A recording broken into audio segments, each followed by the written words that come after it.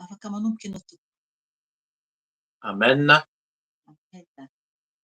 Miarabantsika rehetra amin'ny anaran'i Jesosy Kristy Tompo ny havana dia ampitomboina amintsika tsirairay avy ny fahasoavana ny fiadanana avy amin'Andriamanitra iray, Jesosy Kristy Tompo ary indrindra koa ny firaisana amin'ny fanahy masina. Araka ny hira nenointsika teo moa izany dia hanao hira fibebahana izay satria mangataka mba hovan'ny Tompo ny fo, izany ny tonoilay hira teo hoe Tompo ovay ny foko. Ny fontsika io no tena iasan'ny Satana, iasan'ny devoly amin'ny fampierekerehana, amin'ny fanahiana amin'izao fiainana izao, indrindra amin'ny fahotana maro, amin'ny ditra, amin'ny tahotra ao anatin'ny fo. Ao anatin'ny fo ny tahotra matetika heverina ao anatin'ny saina fa ny fo ao no misy ny tahotra, ny fo ny feno fahatezerana, fo feno fankahalana, ka izay no angatahantsika amin'ny Tompo izany. Andeha hiala hibebaka tsika hitondra ny fontsika eo anatrehan'ny Tompo mba hovainy, satria tsika dia tsisy tanteraka eo anatrehan'ny Tompo. Ny teny izay akantsika fampaherezana izany fibebahana indrindra hitondrantsika ny fibebahantsika dia ao amin'ny Marika 1:10. Ny Marika 1:10 no vakiantsika ny 12 ka hatramin'ny 20. Vakiantsika ny 1:10 zany ka hatramin'ny 20 dia amin'izay no akantsika teny ahafahantsika miomana hibebahantsika araka an'ilay teny teo zany hoe mba hanantona amin'ny Tompo tsika hovainy ny fontsika. Raha tonga ianao zany manatrika izao fotoana izao dia manantena ny tsirairay avy fa hanova ny fontsika ny Tompo. Tsy very foana ny fotoana izay anatrehanao izao fotoana izao fa minoho. Izay moa izany no tena ao anatin'izao teny ao amin'ny Marika 1:10 izao mila mino tsika fa mahay manova fo ilay Tompo izay ivavahantsika dia Jesosy Kristy zany mahay manova, mahay manadio amin'ny rany sy manavao antsika ka alohan'ny bebantsika zany de vakiantsika aloha ny teny sy akatsika ny teny ahafahantsika mibebaka. Vakiana amin'ny anaran'i Jesosy andiny faharoa ambin'ny folo. Amin'ny Marika faha iraika ambin'ny folo zany. Noho ny ampitson'iny rehefa niala tany Betania Jesosy dia nahatsiaro noana ary nahatsinjo hazo aviavy mandravona iray tery lavidavitra izy dia nankeo sao mba hahita voany eo aminy. Kanjo noho ny tonga teo izy dia tsy nahita na inona na inona afa-tsy ravina ihany fa mbola tsy fotoana famoazan'ny aviavy. Hoy Jesosy taminy: aza misy mihinana voa eo aminao intsony mandrakizay, ary nahare izany ny mpianany. Andiny faha dimy ambin'ny folo amin'ny anaran'i Jesosy. Ary tonga tany Jerosalema izy ireo dia niditra tao amin'ny tempoly Jesosy ka nandroaka izay nivarotra sy izay nividy tao amin'ny tempoly, sady nanjera ny latabatry ny mpanakalo vola sy ny sezan'ny mpivarotra voromailala. Ary tsy navelany hisy olona hitondra fanaka handehandeha hamakivaky ny kianjan'ny tempoly.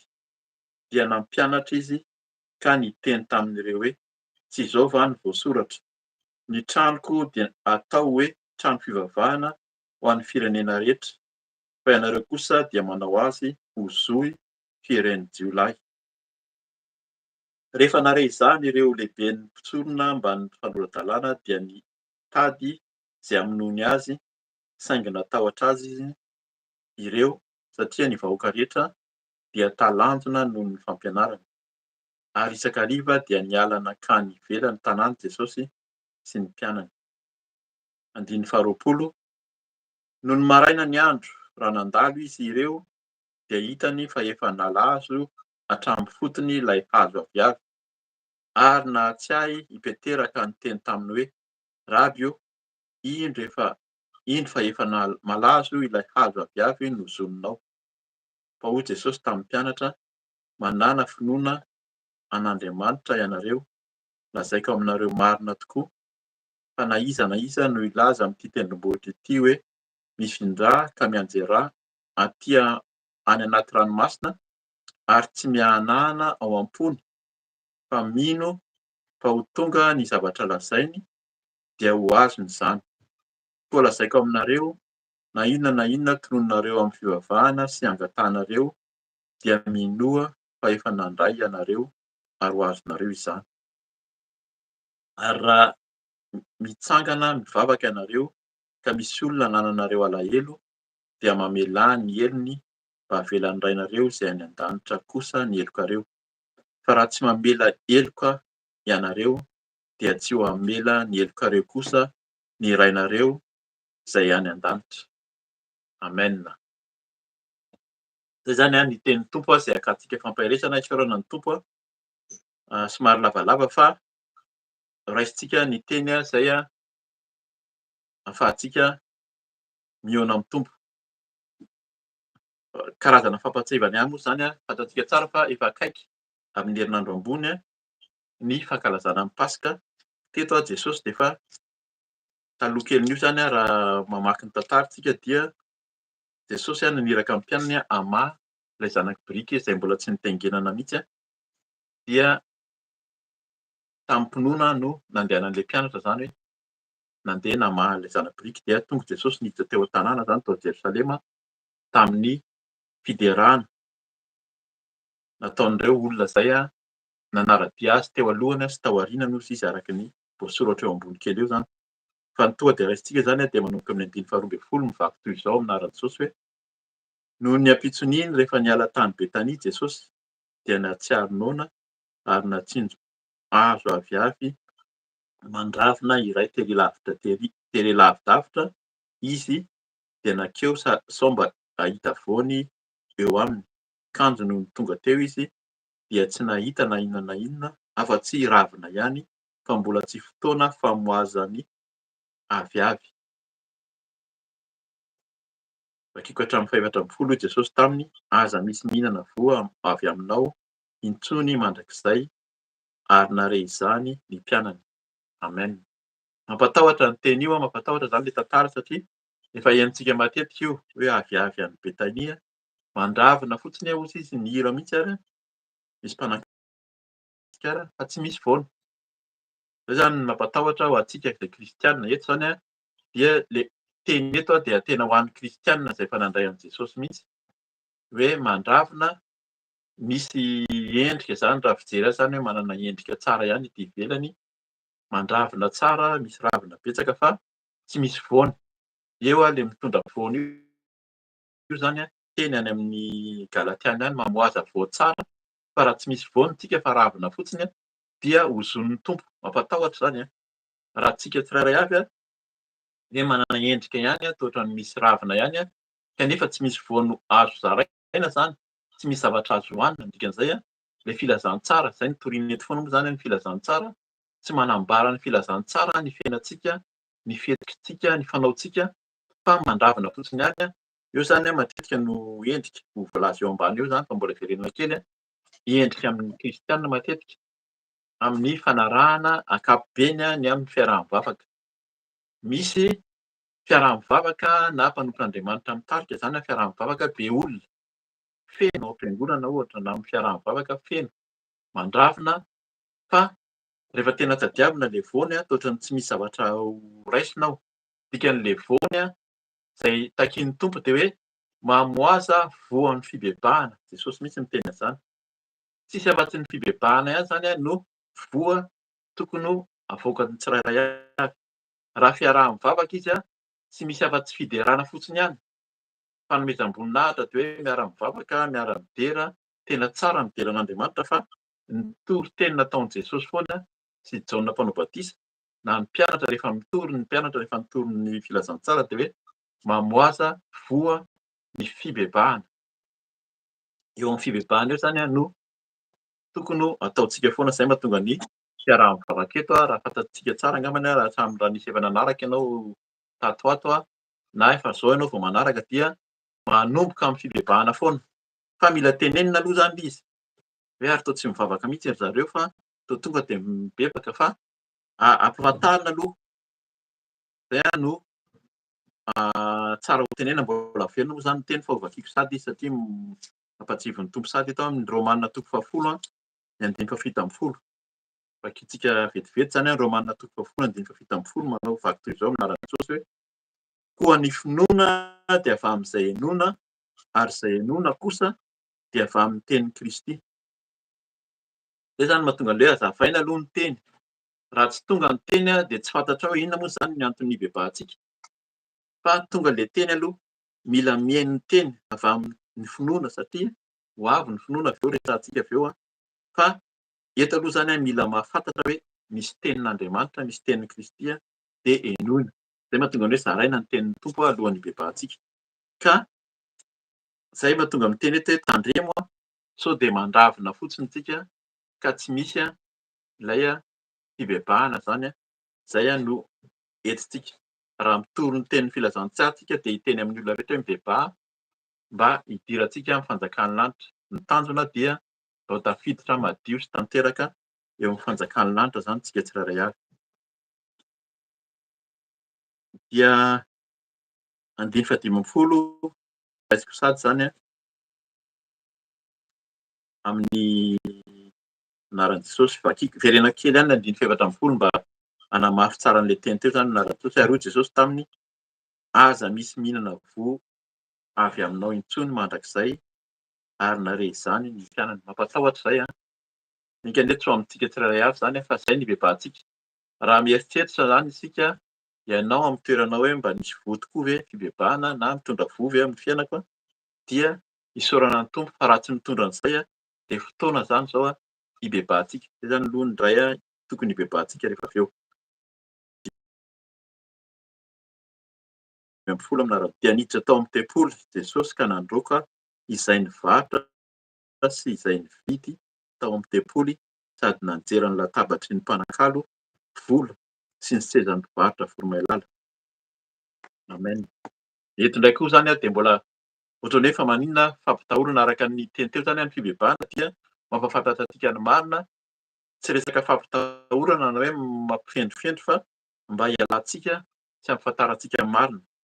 Teto Jesosy rehefa nandalo kivakitsika izy ao amin'ny 120. Fa nisy fotoana Jesosy aloha rehefa tonga tao Jerosalema dia niditra tao amin'ny tempoly izy fa tsy nijereny fotsiny aloha. Vakiko ihany angamba ny 120 ahafantarantsika azy amin'ny anaran'i Jesosy hoe ary Jesosy niditra tao Jerosalema ka nankao amin'ny tempoly. Ary rehefa nijery ny zavatra rehetra manodidina izy sady efa hariva ny andro tamin'izay dia niala izy mba ny 12 lahy ka nakany Betania. Efa niditra teo ihany Jesosy tamin'ny voalohany. Hariva ny andro tamin'izay fa tsy niteny izy.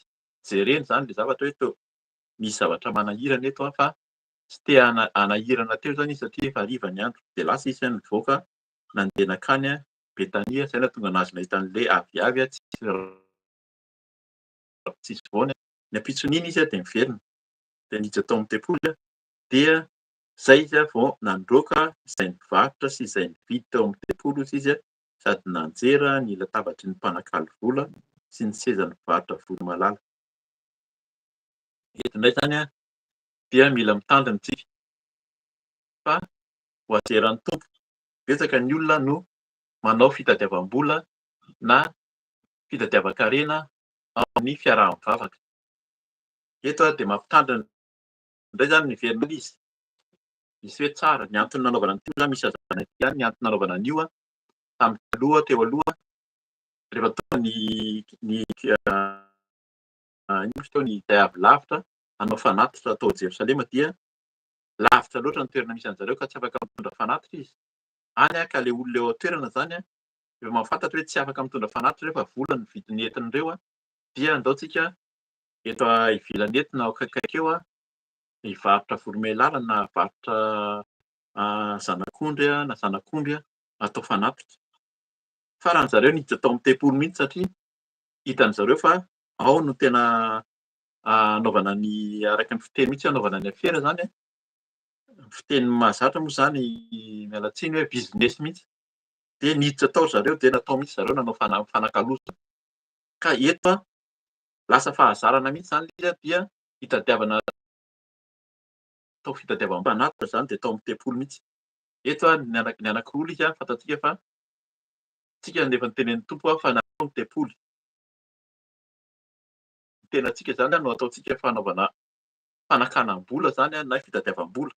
Rapanon'Andriamanitra ka hoe zany nahazo tenin'Andriamanitra na izahay nahazo an'izao dia nanoratra boky dia nahazo boky dia anaovana fitadiavam-bola ahazoana vola hitadiavana harena. Mila mitandrina izay aloha zany ny anankiray. Sy ny ao am-piangonana. Ny ao amin'ny fiaraha-mivavaka zany amin'izao fotoana izao dia tena misy mihitsy ary. Hoe marina hoe atao ampandrosoana ny asa am-piangonana sy ny hitadiavana zavatra fampandrosoana fiangonana fa anaovan'ny olona fitadiavam-bola ao. Hoe ny vokatra dia hitadiavana vola mihitsy ary satria fantatsika betsaka mihitsy ny ady rehefa ny vola manjaka ao amin'ny fiaraha-mivavaka dia lasa ady. Mila mitandrina zany fa na Jesosy ary dia nanjera ny latabatry ny mpanakalo vola hozy izy sy ny sezan'ny mpivarotra voromailala. N'inona zany fitadiavam-bola ataontsika ao amin'ny tempoly ao amin'ny fiaraha-mivavaka ao dia mila mitandrina isika. Sao izany no hanozona ny tompo amintsika zany hoe voataka ny ahoana no entsika eo anaty tran'Andriamanitra zany.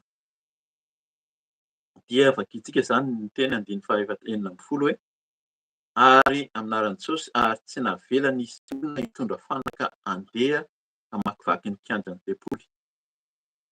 Eto zany rehefa tonga tao Jesosy rehefa miaraka amin'ny tompo dia tsy fanaovana intsony, tsy atao fandehandehanana. Ilay kianja moa zany kianja io tokony fivavahana araka ny soratra eo avy eo fa tsy hisy vezivezy intsony, tokony angina, tokony ho tony tsara rehefa mihaona amin'ny tompo ao amin'ny tempoly.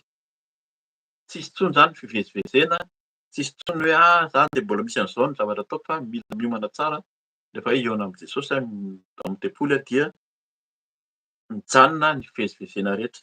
Fanamarihana izay fa tiany tompo hibebahantsika zany raha indraindray mety hoe misy tompon'andraikitra manana ny tompon'andraikitra amin'ny zavatra atao fa mila mitandrina mihitsy ny amin'ny fivezivezena ao anatin'ny tempolin'Andriamanitra zany fa vakitsika ny teny toy ny ahafantarantsika hoe inona ny antony 1:70 amin'ny anaran'i Jesosy dia nampianatra izy ka niteny tamin'ireo hoe tsy izao va no voasoratra ny tranoko dia atao hoe trano fivavahana ho an'ny firenena rehetra fa ianareo kosa dia manao azy ho zohy fiheran'ny Jolay. Zay no tena mampatahotra zany, zay mahatonga ny hoe tsy tao fivezivezena tsy atao fanakalozana vola, lasa fiheren'ny Jiolay ary. Raha vao ny vola manjaka dia misy ny fanambakana, misy ny fitadiavan-karena ary misy no lasa jiolahy mihitsy. Fatantsika amin'izao fotoana izao tsy mahamenatra ny miteny an'izany fa izy no tena hoe fototry ny jiolahy dia ny halatra. Ny any amin'ny halatra, ny amin'ny any amintsika moa izany amin'ny Malagasy dia ny inona moa izy teo, ny dahalo, ny mpivarotra zava-mahadomelina aty ampitan-dranomasina dia tena izany mihitsy. Tena jiolahy mihitsy, lasa jiolahy mihitsy izany izay ilay izy. Ka tsy mifanalavitra amin'izay ihany ny fanararaotana izany ao amin'ny sekoly na amin'ny mpanompon'Andriamanitra na amin'ny olona izay manaraka ny tompo ho lasa ho fivarotana na fividianana. Na mividy ianao izany mivarotra dia mila mitandrina satria na mpivarotra volomanala na mpanakaly vola dia samy noroahan'i Jesosy ary n'iza n'iza nivezivezy tao amin'ny tempoly tao dia mila najanona izany. Izay anisan'ny ibebahantsika koa izany avy eo andiny fahavalo ambin'ny folo amin'ny anaran'i Jesosy. Rehefa nare izany ireo lehiben'ny mpisorona mba ny mpanoratra dia nitady izay hamonoany azy saingy natahotra azy ireo satria ny vahoaka rehetra dia talanjona noho ny fampianarana. Ary isakariva dia niala nakany ivelan'ny tanàna Jesosy sy ny mpianatra. Izany hoe nijanona elaela tao amin'ny tempoly ihany izany Jesosy na mpianatra tao foana. Ary izay no fanaon'ny olona maro. Rehefa voatsinjona tahaka izao fiteny izao izany amin'ny famarinana dia mitady ny hamono ny tompo. Eto dia ny famarinana sy ny famarinana izany no tenenina eto noho ny tenin'Andriamanitra hoe tandremo ny fitiavana harena ao amin'ny fanarahana ny tompo indrindra ao amin'ny tempoly na amin'ny tenantsika izany indrindra amin'ny fiaraha-mivavaka fa tsy atao fitadiavam-bola ny ao amin'ny fiaraha-mivavaka fa toerana hivavahana hozy izy ka izay anisan'ny ibebahantsika izany andiny faharoapolo amin'ny anaran'i Jesosy. No maraina ny andro raha nandalo izy ireo dia hitany fa efa nalazo hatramin'ny fotony ilay hazo aviavy ary nahatsiahy Petera ka niteny taminy hoe Raby io, indro fa efa nalazo ilay hazo aviavy nozononao. Efa nazavaina teo izany fa raha tsy misy voa ny fibebahantsika dia ho zon'ny tompo ary tsy ela dia halazo. Dikan'izay ny zavatra rehefa malazo nisy tenin'Andriamanitra any ary ny ravina rehefa malazo nisy tenin'ny fanamasina ary tonga tamin'ny herinandro fa na ravina maitso ary ka mitsana lasa maina dia atambatra hozy izy ao angonina dia hodorana. Izay hozy izy no fahafatesana faharoa koa any amin'ny farihy rehetra avy izany no tonga any amin'ny hafibe raha ohatra tsy mibebaka isika any amin'izany tsy mitondra fo izay.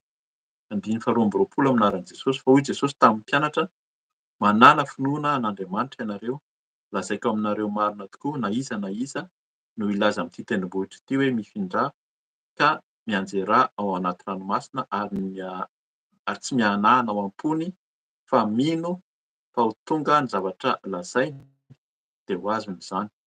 Koa lazaiko aminareo na inona tononareo amin'ny fivavahana sy angatahanareo dia minoa fa efa nandray ianareo ary ho azonareo izany. Amen. Eo izany arak'ilay hira teo miverina ilay hira teo hoe tompo vainto foko. Raha tsy mihanahana ao am-pony hozy izy. Tsika izany matetika na mivavaka ihany ary matetika mivavaka nefa tsy mino hozy izy ny zavatra tenenintsika izany. Raha mivavaka ianao hozy izy sy angatahanareo dia mino fa efa nandray. Efa azonareo izany. Matetika tsika izany mivavaka ihany ny tsirairay avy matetika eo koa izany ny fakam-panahy ampatsivon'ny tompo eto fa ny olona ary tena izay matetika rehefa tonga ny fiaraha-mivavaka dia tonga ny firavana dia manomboka milahatra ao amin'ny birao amin'ny mpanompon'Andriamanitra ao amin'ny pasteur na mpanompon'Andriamanitra ny olona satria mieritreritra fa ilay mpanompon'Andriamanitra iny no tena manam-pinoana na iny no tena itoeran'ny tompo dia milahatra eo. Mba eto am-bavaka pasteur fa izao ny zavatra misy, mba eto am-bavaka mpanompon'Andriamanitra fa ireto ny zavatra misy amiko. Na toriana ohatr'izao ary ny teny hoe ianao ny tsirairay avy, tsika ny tempolin'Andriamanitra, tsika ny tokony ho ino. Raha mino ianao hozy izy tsy mihanahana ao am-ponao dia tokony ino fa tahaka ny efa nahazo ihany. fa tsy hoe miandry ny mpanompon'Andriamanitra. Mpanompon'Andriamanitra zany dia tahaka anay izao dia mizara amin'ny fotoana tahaka izao koa dia anisany nandray koa izahay teo aloha. Anisan'ny hoe nandray an'ny Tompo dia nifoha ianao zany dia nanomboka nandray an'ny Tompo dia nanaraka ny fahamarinana sy fahamasinana dia no teneniny hoe mila mizara koa zany, izay le voa. Dia manomboka mizara fa tsy hoe amin'ny voalohany ianao mety manontany, mianatra matetika ny tenin'Andriamanitra, arak'ilay teny teo hoe ny teny dia azo avy amin'ny finoana dia azo avy amin'ny zavatra izay inoana, ary ny zavatra inoana ozy izy dia avy amin'ny tenin'i Kristy. Mila mamaky ny tenin'ny Tompo mandrakariva, mila mahafantatra mandrakariva, mila mihaino zany ny tenin'Andriamanitra zany dia ato amin'ity baiboly izay vakiantsika ity. Fa raha tsy mamaky ianao fa miandry fotsiny ihany dia miandry ny olona koa, arak'ilay teny teo miandry ihany satria pastera na ilay mpanompon'Andriamanitra zareo mahafantatra ka aleo makany amin'izareo foana. Amin'ny voalohany raha mbola tsy mahafantatra mety hoe tsy maninona, ny Tompo tsy mahita tsy mety tsy iny amin'izany fa rehefa mahafantatra ianao ka mandravina foana, mahafantatra be da be mitondra ravina maitso fotsiny nefa tsisy voany dia eo zany ilay hozon'ny Tompo. Zay no tena mila mampatahotra, mila mitandrina isika mba tsy eo amintsika no hozonina amin'ny tsisy voa fa ravina fotsiny ihany. Ka zay ilay izy hoe tenin'ny Tompo eto zany hoe mila ao am-pontsika eo, tsy mihanana ao am-po izy fa mba atoky hatramin'ny farany fa zavatra izay tonononareo amin'ny fivavahana sy angatahanareo dia mino fa efa nandray ianareo ary ho azonareo izany. Zay zany raha mbola tsy manam-pinoana ianao dia mahazo fotoa mamaky ny tenin'Andriamanitra, mino ny fampianarana maro, indrindra fampianarana tsisy kilema moa zany sain'ny doctrine filaza azy amin'ny teny frantsay hoe tsy misy kilema, zany hoe tena hoe milaza ny fahamarinana. Inona no atao hoe fahamarinana? Dia arak'ilay voateny teo, tsy ao amin'ny tempolin'Andriamanitra no anaovana ny business na ny affaire na ny fitadiavam-bola na ny tenantsika zany. Tsika aloha voalohany indrindra ilay tempolin'Andriamanitra, dia ny faharoa ao amin'ny asan'Andriamanitra zany tsy atao fitadiavam-bola fa raha mitady vola ao ianao dia ny Tompo zany no araky ny teny teo hoe ho azerany sy tsy ho fitoeran'ny jiolahy ao fa atao fitoerana fampibebahana sy hitadiavana ny Tompo. Andininy faha 5 amin'ny anaran'i Jesosy. Ary raha mitsangana mivavaka ianareo ka misy olona hanananareo alahelo dia mamelà ny heliny mba havelany ny rainareo izay any an-danitra kosa ny helokareo. Fa raha tsy mamela heloka ianareo dia tsy hamela ny helokareo kosa ny rainareo izay any an-danitra. Mahagaga eto ilay lahatsoratra farany eto zany hoe ohatran'ny hoe mivadika tampoka indray zany, resaka finoana, resaka fialana amin'ny varotra sy ny fitondran-tena, ny fibebahana ny efa noteneniny tary aloha mba tsy handravina fotsiny fa maninona tonga dia naverin'ny Tompo any amin'ny Matio 2:9 efa noteneniny fa tsy ho raisintsika ny amin'ny Matio 2:9 fa efa noteneniny mihitsy averiny matetika foana hoe tandremo ny manana alahelo zany na hananan'ny olona alahelo.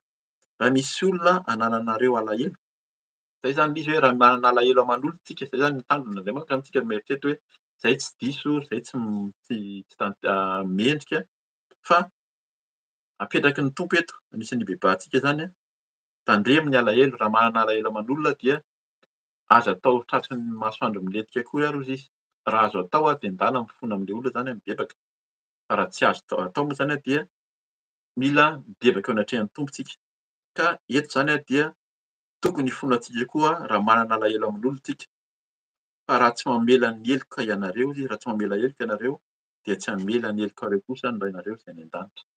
Zany hoe foana ihany zany ny vavaka ataontsika, ny fibebahana ataontsika, ny asa ataontsika. Satria tsika te ho tanteraka, te hiditra any an-danitra, any amin'ny fanjakan'ny lanitra dia ho foana ihany raha tsy mamela heloka isika. Avy amintsika ilay izy, avy amintsika anie mamela heloka io.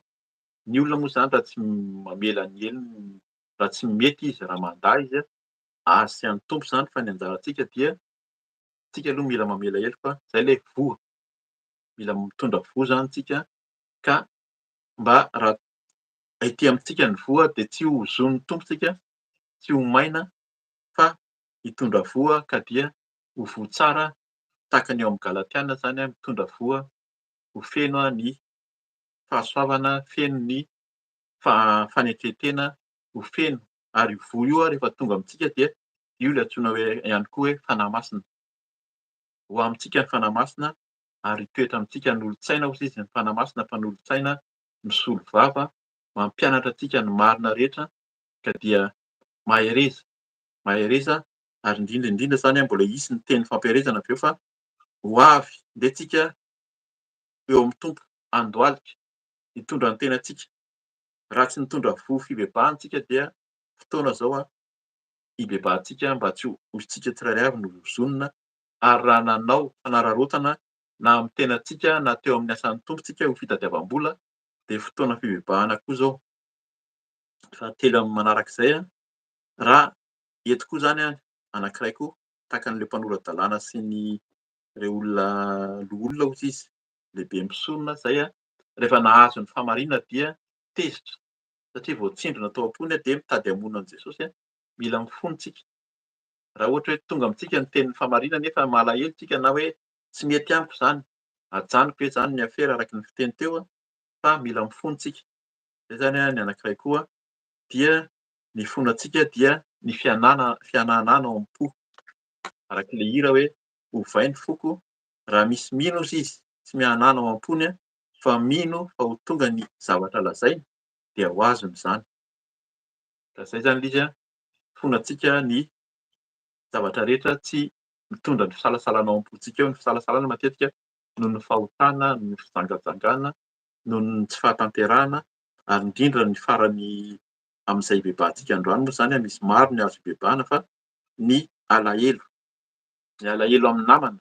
Eto izy zany tsy niteny ilay alahelon'ny olona hafa, tsika tsy mahafantatra izay alahelon'ny hafa amintsika fa tsika no tokony tanteraka ao anatrehan'ny tompo raha manana alahelo amin'ny hafa tsika dia fotoana zany zao ibebahana fa raha tsy mamela hozy izy fa raha tsy mamela ny heloka, raha tsy mamela heloka ianareo dia tsy hamela ny helokareo kosa ny rainareo izay any an-danitra. Dia andeha tsika andohalika hibebaka ao anatrehan'ny tompo amin'izany entintsika ny tenantsika manontolo sy ny fontsika mba tsy ho amin'izao zany no andavan'ny tompo amintsika amin'izao lalana hiazakazantsika hitady ny fanjakan'Andriamanitra izao. Andohalika tsika ry havana hibebaka ao anatrehan'ny tompo.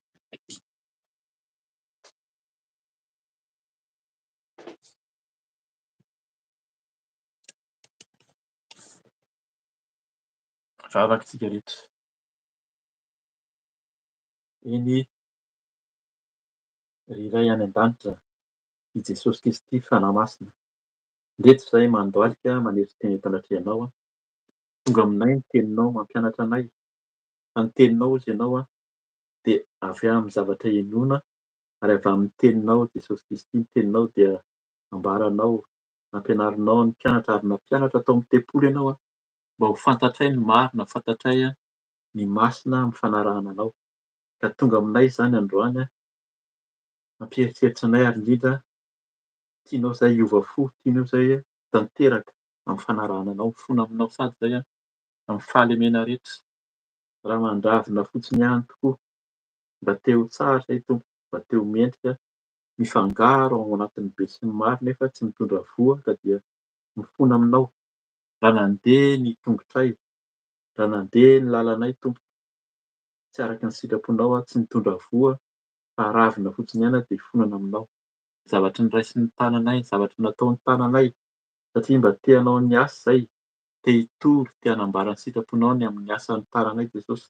Dia ny fanomezam-pahasoavana nomenao anay ny amin'ny tananay kanefa tsy nampitondra voa izany ho fibebahana, ho fampandrosoana ny asanao dia entinay aminao koa ny tananay, ny tongotray fisasanao androany.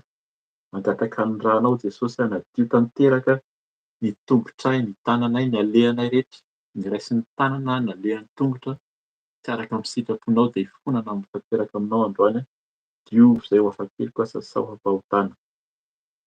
Tahaka izany koa ny zavatra renin'ny sofinay mitondra fiananana tao anatin'ny fonay tao, mitondra alahelo, manaheno, ny teny marary, ny teny fanenjehana koa indraindray na teny zavatra heninay etỳ amin'izao tontolo izao na zavatra heninay amin'ny zava-misy eran-tany ka mitondra fisalasalana tao anatin'ny fonay tao dia hifonana aminao. Raha mitondra alahelo indrindra indrindra hozy ianao tianao izay hibebaka, hifonana noho ny alahelo izay anananay Jesosy amin'ny olona. Zay indray zahay feno alahelo ny fonay noho ny tsy fahatatezana ny amin'ny zavatra miseho etỳ an-tany etỳ, tsy fahamarinana, tsy fahamasinana de fonana aminao. Raha nalahelo tamin'olona, raha nisy teny tafahoatra, raha nisy fihetsika, fijery tsy araka ny sitraponao hafanao de fonana aminao. Raha nijery zay Jesosy, raha nihaino ny sofinay, raha nijery ny masonay de mangataka aminao sasao ny sofinay, sasao ny masonay mba ho afaka izany ka tsy hitondra alahelo, hitondra fahatezerana ao anatin'ny fonay fa esory, esory androany tahaka ny nihiranay teo Jesosy. Hitondra ny fonay zay toy ny zaza Jesosy mba hadio, mba hanety tena tanteraka, esory zay tsy anao rehetra, ny fireharehana, ny fanamarindan-tena, ny fisehosehoana de fonana aminao androany. Io zay ho afatelo ka sasao amin'ny ranao Jesosy ho afa-pahotana. Ka dia ampio zay tsirairay avy ary ataovy matoky fa ianao mamindra fo teninao koa zany, fa zay indraindray no tsy mino fa mamela helika ianao, tsy mino fa mahay ny zavatra rehetra ianao ka de fonana aminao ny tsy finoana.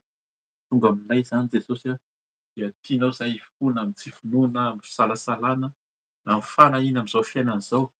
Fona aminao raha mitady tombony amin'ny asa fanompoana, mitady tombony amin'ny fanarahana anao, tia tena, tsy tia ny hafa ary mitady tombony amin'ny fanarahana anao amin'ny zavatra endrika maro. Hifonana aminao zany Tompo satria zahay dia nandalo tam'zany ary mandalo amin'izany zahay ankehitriny de esorinay zany miala amin'ny fitiavan-tena, fitadiavam-bola, fitadiavan-karena amin'ny fanarahana anao fa ianao manana ny ampy ary ny tianao ataonay Jesosy de mino fa ianao hitondra anay amin'ny fanjakanao de any an-danitra any Tompo ka de izany ny fonana aminao mamindra fo aminay tsirairay avy. Raha tsy mino, raha misalasala, raha mihanahana amin'ny fanarahana anao fa ianao de mahay ny zavatra rehetra, mahefa amin'ny zavatra rehetra hatrany an-danitra ka taty an-tany hozy ianao. Fona aminao zay Tompo ka dia misaotra indrindra amin'izao fotoana izao mampianatra anay fa tianao zahay hanaja ny tempolo koa, tsy toerana fivezivezena, miditra de mivoaka na anao tsinotsinona ny tempolonao fa mila hajaina ny tempolonao, mila manaja ny tempolonao zay ny fotoana fanompoana, ny fotoana fivavahana, ny toerana ivavahanay de tianao zahay hanaja izany ka de fona aminao raha tsy misy fanajana, raha tsisy fanajana ny aram-potoana ny amin'ny natao rehetra.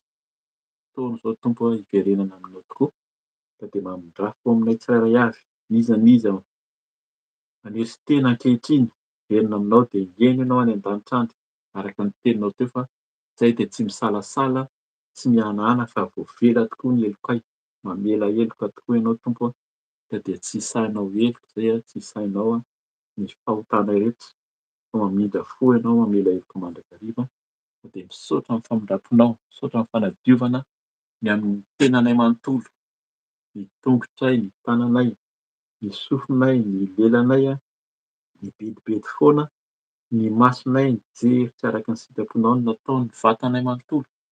Fona aminao Jesosy amin'ny fahotana rehetra, amin'ny fahalemena ary indrindra raha nanana alahelo tamin'ny hafa, raha nisy fahatezerana de foana fa aminao esory zany, mangataka aminao esory ny fo feno fahatezerana, ny lolo-po, ny fo lentika rehetra esory mba tsy ho amiko izany, mba tsy ho aminay tsirairay avy izao fa mba hadio tanteraka izay mangataka ny ranao Jesosy, hanadio tanteraka, mangataka ny ran'i Jesosy hanadio tanteraka, hanala zay tsy anao rehetra ao am-ponay, amin'ny tenanay, ny amin'ny fanomponanao, amin'ny fanarahananao amin'izao fiaraha-ny vavaka izao Jesosy.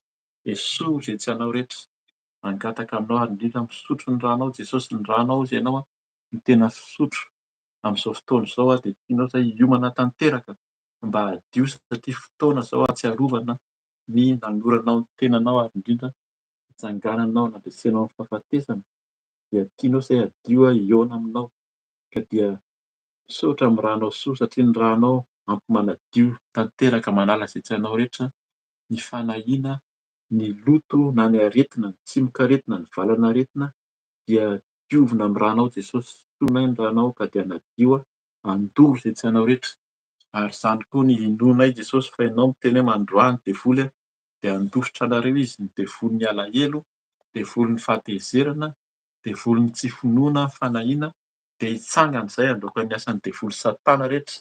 Amin'ny anaran'i Jesosy Kristy avy Nazareta, nandroahana ny devoly Satana, miala ny Satana sy ny devoly, mivoaka nareo Satana, miala.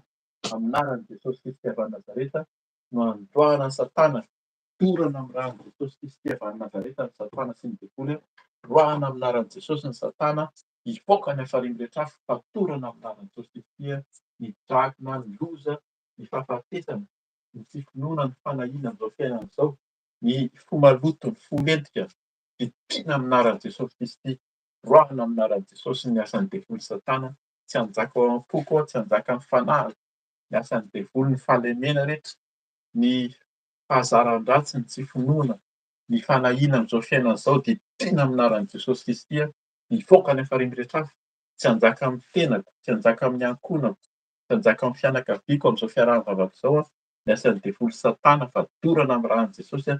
Inona fikasan'ny Satana, fikasan'ny devoly amin'ny fanaratsiana rehetra, amin'ny fanenjehana, amin'ny alahelo, ny amin'ny fahakiviana, ditihana amin'ny anaran'i Jesosy Kristy avy Nazareta, mivoaka nareo Satana, miala ny devoly Satana, roahana amin'ny anaran'i Jesosy Kristy avy Nazareta, fatorana amin'ny ran'i Jesosy, torana amin'ny ran'i Jesosy ny Satana sy ny devoly, ny dragona, ny zazavavin-drano rehetra, ny Losifera, ny Belzebuba, ny devoly ny Jezebela, roahana amin'ny anaran'i Jesosy, tsy hanjaka amin'ny tenako, tsy hanjaka amin'ny ankonako, tsy hanjaka amin'ny fiainako rehetra, tsy hanjaka amin'izao fiarahavavako izao, anizaniza manolotra ny tenany amin'ny tompo ankehitriny, mibebaka dia ianao Jesosy handroaka ny asany maizina, devoly ny fanahiana, devoly ny tahotra, devoly ny tsy finoana, roahana amin'ny anaran'i Jesosy Kristy avy Nazareta, mivoaka, miala ny hafariny rehetra afo ny Satana sy ny devoly, tsy hanjaka amin'ny tenako, tsy hanjaka amin'ny ankonako, amin'ny tokantrano, amin'ny fananako rehetra, amin'ny fiainako, ditihana amin'ny anaran'i Jesosy Kristy ny asan'ny devoly Satana,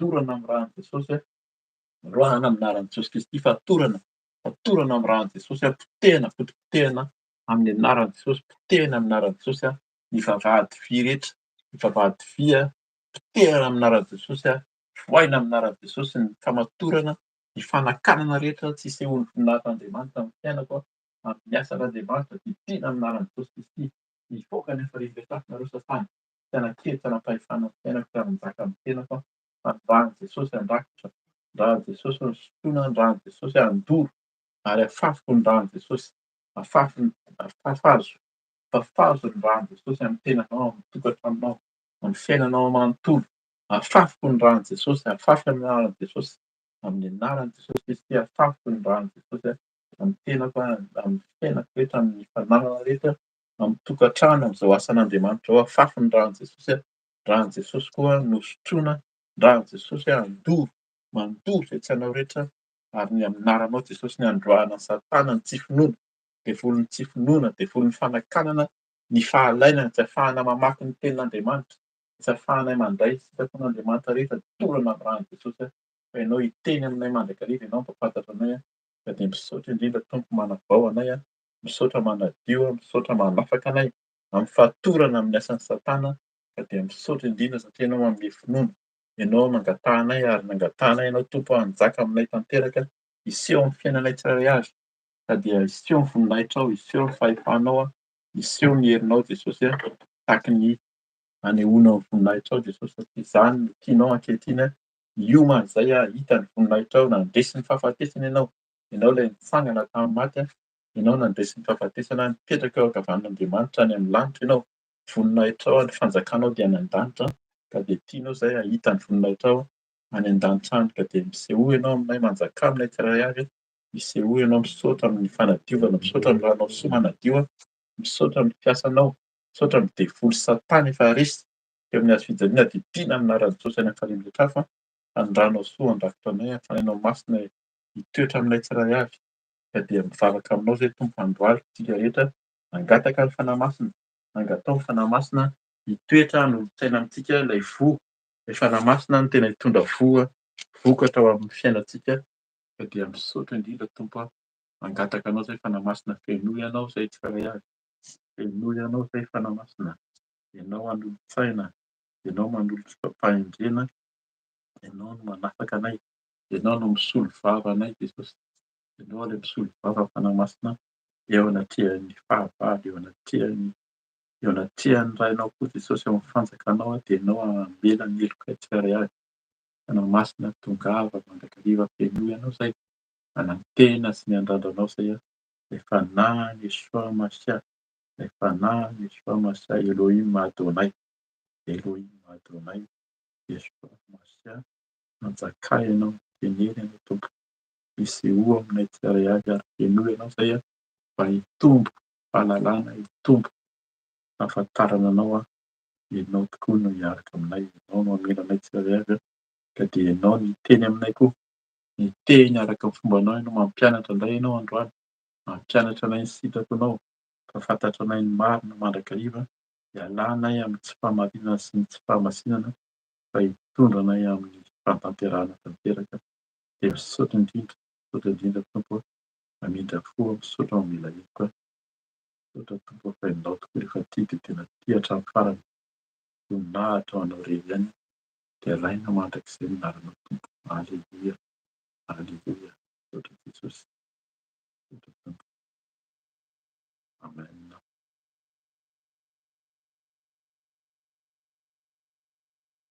Amen.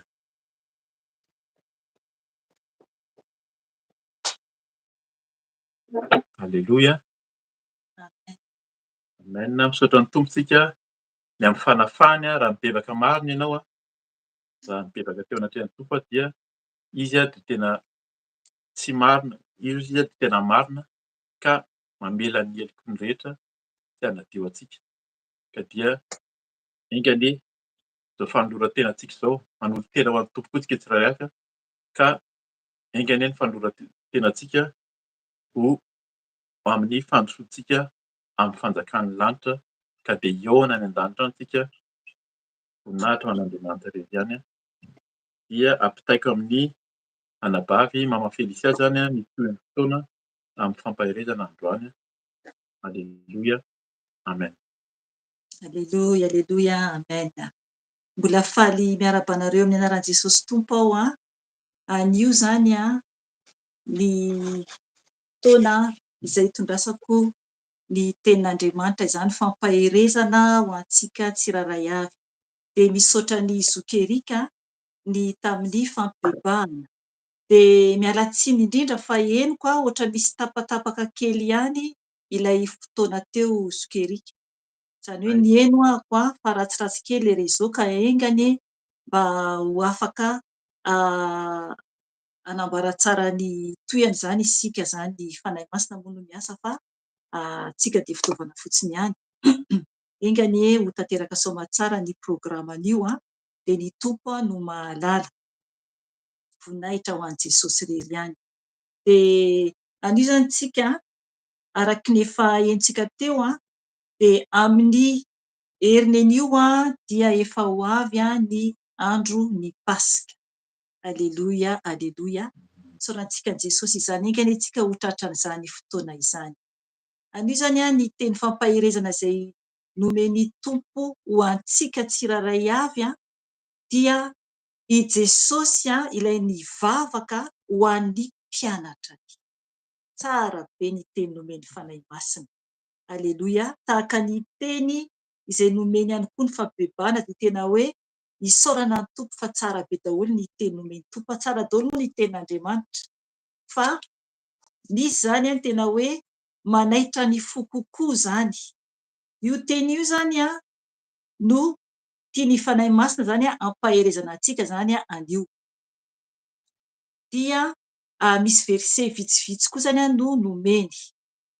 Alohan'izay nefany aleolohantsika hivavaka hangataka ny fitarian'ny fanahy masina ny amin'izao teny omeny izao. Ara hivavaka isika tokoa. Jesosy Tompo, misaotra anao, midera anao, mankalaza anao Jesosy. Misaotra ny amin'ny fampibebahana izay vita teo. Misaotra ny amin'ny teninao Jesosy satria anao no Andriamanitra tsara indrindra. Jesosy Tompo, mangataka aminao izahay. Oka ny fanahy masinao mbola hiasa aminay ihany Tompo, satria anambara ny fahatsaranao, anambara ny fampaherezana avy aminao. Tompo, oka ianao no hiteny, oka ianao no anambara fanahy masina raiso ny contrôle ny tenako, raisy ny kontrolan'ny olona tsiraray avy mba tena ho tany lonaka izay tsiraray avy ka azo fampianarana avy aminao fanahy masina ho satria ianao lay ray, ianao lay Jesosy ary ianao no tompony teny fa izay dia fitaovana fotsiny ihany, izay dia trano fotsiny ihany ka mitenena fanahy masina ho satria tempolinao izahay, tempolinao izahay fanahy masina ho ka mitenena ny amin'izay sitrakao aminay tsiraray avy. Misaotra tompo. Aleloia. Amen. Amen. Horaisintsika zany ny ao amin'ny bokin'ny Jaona 7:12. Ny vavaka izay nataon'i Jesosy zany izy nivavaka ho an'ireo mpianatra amin'izany. Ary io vavaka io zany dia manambara sahady ny tenin'Andriamanitra fa ao anatin'io rehefa hamaky isika rehefa avy eo dia ho antsika ihany koa. Aleloia. Aleloia. Ho antsika ihany koa ny vavaka izay nataon'i Jesosy nangatany tamin'ny iray. Mahavariana ny mamaky an'io vavaka io satria tokony ho raisintsika an-tsaina mihitsy hoe i Jesosy mivavaka. Izy zany nivavaka nangataka ho an'ireo mpianatrany ary koa zany ho antsika amin'izao vaninandro iainantsika zao sy ny mpianatra ny rehetra izany raha mbola tsy tapitra zany ity tany iainantsika ity. Noho ny foany maraina dia efa nangataka tamin'ny fanahy masina zany hatramin'ny omaly teo eo efa nangataka ny amin'ny teny izay hoentiko anio. Dia nisy teny hafa zany no hitako. De nefa ny anio maraina zany teo am-pivavahana ako raha nandohalika ny vavaka dia henoko zany ny fanahy masina ny teny hoe ary tsy hoeto amin'izao tontolo izao intsony aho fa izy reto no hoeto amin'izao tontolo izao. Eo ihany aloha no raisiko. Io eo amin'ny 9:20 ny amin'ny Jaona 7:10. Dia io teny io nefa efa azoko andro vitsivitsy izay. Dia tsapako zany ny teny fanahy masina hoe io no hoentina ampaherezina zany antsika tsiraray avy anio. Io teny io dia ho lava le izy, lava zany ilay vavaka nataon'i Jesosy. Nefa mizava miafina lehibe ao anatin'ilay vavaka nataon'i Jesosy. Izany no tian'ny fanahy masina ampahafantarana antsika zany anio. Matoa zany Jesosy nivavaka ho an'ireo mpianatrany ary isika koa dia mila zany isika hoentina ambavaka. Aleloia. Tena mila zany isika noentin'ny tompo ambavaka. Ary ny tenin'Andriamanitra koa manambara fa Jesosy tompo dia mivavaka ho antsika izy zany any an-danitra. Mivavaka ho antsika izy eo anatrehany iray ho antsika zany. Tena fahasambarana anie zany, fahasambarana hoe ny tompo mivavaka ho antsika. Ry havana, tena hoe mamy izany satria isika dia zanaky ny lanitra isika fa tsy zanaky ny tany. Zanak'Andriamanitra isika fa tsy zanak'ity tany iainantsika ity. Zany hoe tsy izao tontolo izao intsony no tokony hifikirantsika fa tokony hifikitra sahady ny any an-danitra isika. Ny tenin'Andriamanitra eto alohan'iza hamaky anio Jaona 7:12 manontolo io dia misy verse aloha hafa aloha ho vakiako kely alohany andraisako anio ao amin'ny bokin'ny Jaona ihany no raisiko. Ao amin'ny bokin'ny Jaona 5:12 eo ambadika eo ihany zany dia eo amin'ny 9:20 ka hatramin'ny 1:20 no raisintsika. Hovakintsika aloha io alohan'ny isika andray ny amin'ny Jaona 7:12. Hovakintsika ny teny Jaona 7:12, 9:20 ka hatramin'ny 1:20. Vakiko ny teny amin'ny anaran'i Jesosy Tompo. Raha alan'izao tontolo izao ianareo dia aoka ho fantatrareo fa izao efa alany talohanareo. Raha avy amin'izao tontolo izao ianareo dia ho tiany azy izao tontolo izao. Fa satria tsy avy amin'izao tontolo izao ianareo, fa izao efa nifidy ianareo avy tamin'izao tontolo izao, dia halan'izao tontolo izao ianareo. Tsarovy ny teny izay nolazaiko taminareo hoe: ny mpanompo dia tsy lehibe noho ny tompony. Raha nanenjika ahy izy dia anenjika anareo koa, ary raha nitandrina ny teniko izy dia hitandrina ny anareo koa.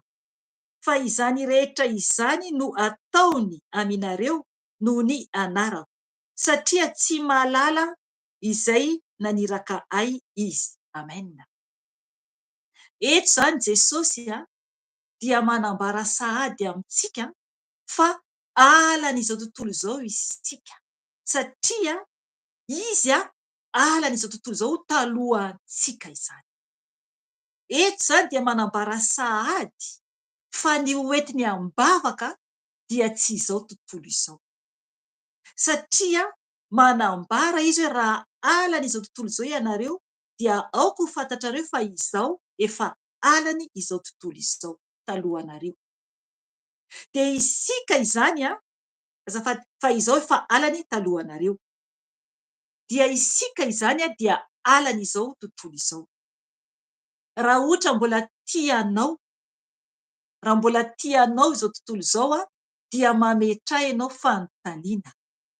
Raha ohatra mbola tena tianao be ny olona manao ny fiainana fahadalana rehetra izany, ohatra hoe ny mpijangajanga, ny mpisotro toaka, ny mpandeha any amin'ny boîte de nuit, eo ihany koa ny mpanao ody, raha tena hoe mifankahazo be aminao, miaraka mifaly aminao, miaraka manao izay rehetra tianao atao, dia mametraha ianao fanontaniana.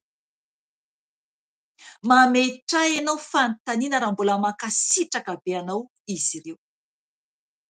Na ny olona mpiavonavina izany, na ny olona mpifosa izany, raha mbola tianao be ary mbola tena hoe miresaka aminao, mazava tsara aminao mihitsy zavatra ambarany, dia ianao mamaly anazy, ampitsikiana sy ampifaliana be, tena hoe miray fiainana aminy, dia mametraha ianao fanontaniana. Eto Jesosy dia manambara sahady alohan'ny tsika hamaky ny vavaka izay nomeny antsika, azafady, alohantsika hamaky ny vavaka izay nataony ho antsika, fa halan'izao tontolo izao ny tompo, dia isika koa dia ho halan'izao tontolo izao. Tsy afaka intsony izany isika tompoko no hoe anaraka sy ankasitraka ny fanaon'izao tontolo izao. Tsy maintsy mijoro isika, tsy maintsy miteny isika, ary tsy maintsy misafidy isika na izao tontolo izao na Jesosy. Tsy maintsy miala amin'ny anankiray isika. Tsy afaka isika sady hitana ny havanana no hitana ny havia. Miaraka amin'ny Jesosy dia tsy maintsy misaraka tanteraka amin'izao tontolo izao. Tsy maintsy izay vao tafaraka amin'iray isika, izay tsika vao tafiditra any an-danitra. Fa raha mbola hoe mitenitsika hoe za mivavaka be, fa ny anahy kosa aloha tsy foko avokoa ny olona rehetra, fa rehefa tonga ny fotoana hoe andao kiy mba andeha hanao an'izao na andao le tsy mba hanao an'izao loatra ka lehilahy, dia manaiky dia manaraka an'izy ireo tsy atopoko, satria matahotra zany ianao matahotra ny olona ianao sao dia ho halan'ny olona dia mankasitraka ihany ny zavatra ataony, nefa ny fantatrao tsara fa tsy ankasitrahan'Andriamanitra. Rehefa tena mijoro isika dia halan'ny olona. Eny tompoko, eny tompoko, zavatra marina izany. Maro ny mankahala ahy, maro ny tsy tia ahy, ary tsy mazaka intsony miaino ahy rehefa miteny any tompo, satria mila mijoro foana isika. Raha tonga amin'izay stady izay ianao raha tonga amin'izay toerana izay ianao dia misaora any tompo lehibe. Misaora ny tompo lehibe satria tonga araka ny tenin'ny tompo eto amin'ny andininy 20. Hoy ny tenin'ny tompo. Andrasa aloha ny andininy 7:10 ho raisintsika kely. Eo amin'ny Jaona 2:10 zany io. Hoy izy hoe amin'ny anaran'i Jesosy tompo. Ny tompo zany no miteny eto, Jesosy no miteny eto. Raha avy amin'izao tontolo izao ianareo dia ho tiany azy izao tontolo izao. Fa satria tsy avy amin'izao tontolo izao ianareo, fa izao efa nifidy anareo avy tamin'izao tontolo izao, dia alan'izao tontolo izao ianareo. Amen. Efa nofidiny tompo isika tao anatin'izao tontolo izao. Aleloia, aleloia. Fahasambarana be izany, izany hoe fidian'Andriamanitra izany. Lasa firenena masina ho azy, taranaka voafidy, fanjakam-pisorona, olona nalain'Andriamanitra ho an'ny tenany, nalain'Andriamanitra ho an'ny tenany. Fahasambarana izany ry havana, tena fiadanam-po izany satria isika dia ho velona mandrakizay any an-danitra. Tsy ho isy fiafarany fa fiadanana foana ny any an-danitra. Aty isika mijaly satria alan'ny olona ary sarotra ny lalana. Fa rehefa tonga ny fahataperan'ny ady atrehantsika ety, satria ady no atrehantsika ety, dia afaka isika, ho sambatra isika. Fa tsy maintsy isika alan'izao tontolo izao. Eo amin'ny andininy 20 dia nivaky toy izao amin'ny anaran'i Jesosy tompo hoe tsarovo ny teny izay nolazaiko taminareo hoe ny mpanompo dia tsy lehibe noho ny tompony. Raha nanenjika ahy izy dia anenjika anareo koa. Ary raha nitandrina ny teniko izy dia hitandrina ny anareo koa. Fa izany rehetra izany no ataony aminareo noho ny anarako, satria tsy malala izay naniraka ahy izy. Amen. Eto zany Jesosy dia miteny hoe izy ilay tompontsika. Izy ilay tompontsika, tsika dia mpanompony. Raha tsy nanaja an Jesosy ny olona izay mbola amin'izao tontolo izao dia tsy hanaja antsika koa. Raha mbola misafidy ny olona amin'izao tontolo izao ny amin'ny fiainany tany, dia tsy haino ny tompo izy, ary koa tsy haino antsika. Tsy haino mihitsy ny teny izay ho ambarantsika satria tsika ilay mpanompony Jesosy. Isika ilay ampiasan'i Jesosy. Izy no tompontsika. Izy no ambarantsika. Izy no tantaraintsika. Dia tsy hainontsika izao tontolo izao. Fa alan'izy ireo ny tompo dia ho alany koa isika. Tahakan'izany koa Jesosy dia miteny hoe alan'ny olon'Andriamanitra dia alan'ny olona koa Jesosy. Isika koa alan'ny olona satria tsika manaraka an Jesosy. Mila isika tompoko tsy ho kivy. Aza mba kivy amin'izao fiainana izao. Aza matahotra hanao ny asan'Andriamanitra. Aza matahotra hisaraka amin'izao tontolo izao.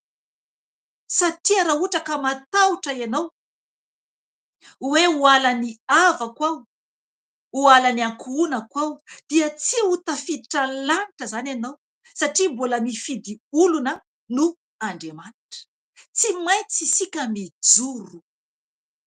Tsy maintsy isika mijoro mba hahatonga antsika any an-danitra. Ho hitantsika rehefa avy eo nivavaka nataon'i Jesosy. Fa Jesosy anie ka niteny hoe vitako ny asako. Niteny ny tompo tao anatin'ny vavakany any. Hoy zavatra sarom-patarina atory ny fanahy masina antsika amin'ny vavaka Jesosy. Vita ny asany. Niteny tamin'ny iray mihitsy izy teo amin'izy nivavaka. Izany hoe ny antsika zany sisa. Vita ve ny asantsika? Mbola tsy vita aloha ny antsika zao. ka tokony isika tsy hijery olona na iza na iza. Tokony isika tena hoe hijoro tsara. Ito amin'ny Jaona 1:10 dia momba ny amin'ny voaloboka sy ny sampany. Fantatsika tsara io tantara io fa tsy hiditra lalina amin'io isika. Fa mba azahoantsika mantsy avy eo ny tia ny fanahy masina ambara ny amin'ny vavaka izay nataon'i Jesosy ho antsika. Izany hoe ny ray mihitsy no nitaona antsika, izy mihitsy no nitady antsika ary izy mihitsy no nitaona antsika ho eo amin'ny Jesosy. Araka ny tenin'ny Tompo hoe tsisy mahay manantona ahy raha tsy efa nitao amin'ny raiko izay avy any an-danitra. Tsisy afaka zany hanantona an Jesosy raha tsy ny raintsika any an-danitra no nitaona antsika, nampifoha antsika eo amin'ny Jesosy. Ka isika rehefa nifoha dia ala ny olona. Fa zao tontolo izao zany dia amin'ny côté ilany mihitsy, tena hoe mikisaka lavitra mihitsy fa tsy mipetapetaka amintsika. Na mpiray tam-po io, na ray aman-dreny io, na zanaka io, na vady io, na iza na iza na iza, tsy te hiaraka amin'ny Jesosy fa manao ny fiaina zao tontolo izao dia tsy azontsika atao ny manaraka ny ataony izy ireny. Tsy hoe koa hoe hiady aminy anefa, fa mamela azy tahaka ny teny mpanompon'Andriamanitra teo ny amin'ny vavaka hoe mamela anay. Mila antsika mamela ny olona rehetra fa tsy makasitraka ny ota, fa raha makasitraka isika dia very ary tsy ao amin'ny Tompo mihitsy izany. Amen. Andao tsika andeha amin'ny andininy eo amin'ny 110. Hovakitsika kely ihany io alohany andraisantsika ny amin'ny 7:20 manontolo. Eo amin'ny 1:20 io tamin'iny eviany fanahy masina zany afaka vakianao miadana le izy eo amin'ny andininy 7:30 no raisitsika. Hoy ny tenin'ny Tompo hovakiko amin'ny anarany. Izany teny izany no efa nolazaiko taminareo mba hanananareo fiadanana amiko. Aty amin'izao tontolo izao no ahitanareo fahoriana, nefa matokia fa izao efa naharesy izao tontolo izao. Amen. Zay le izy.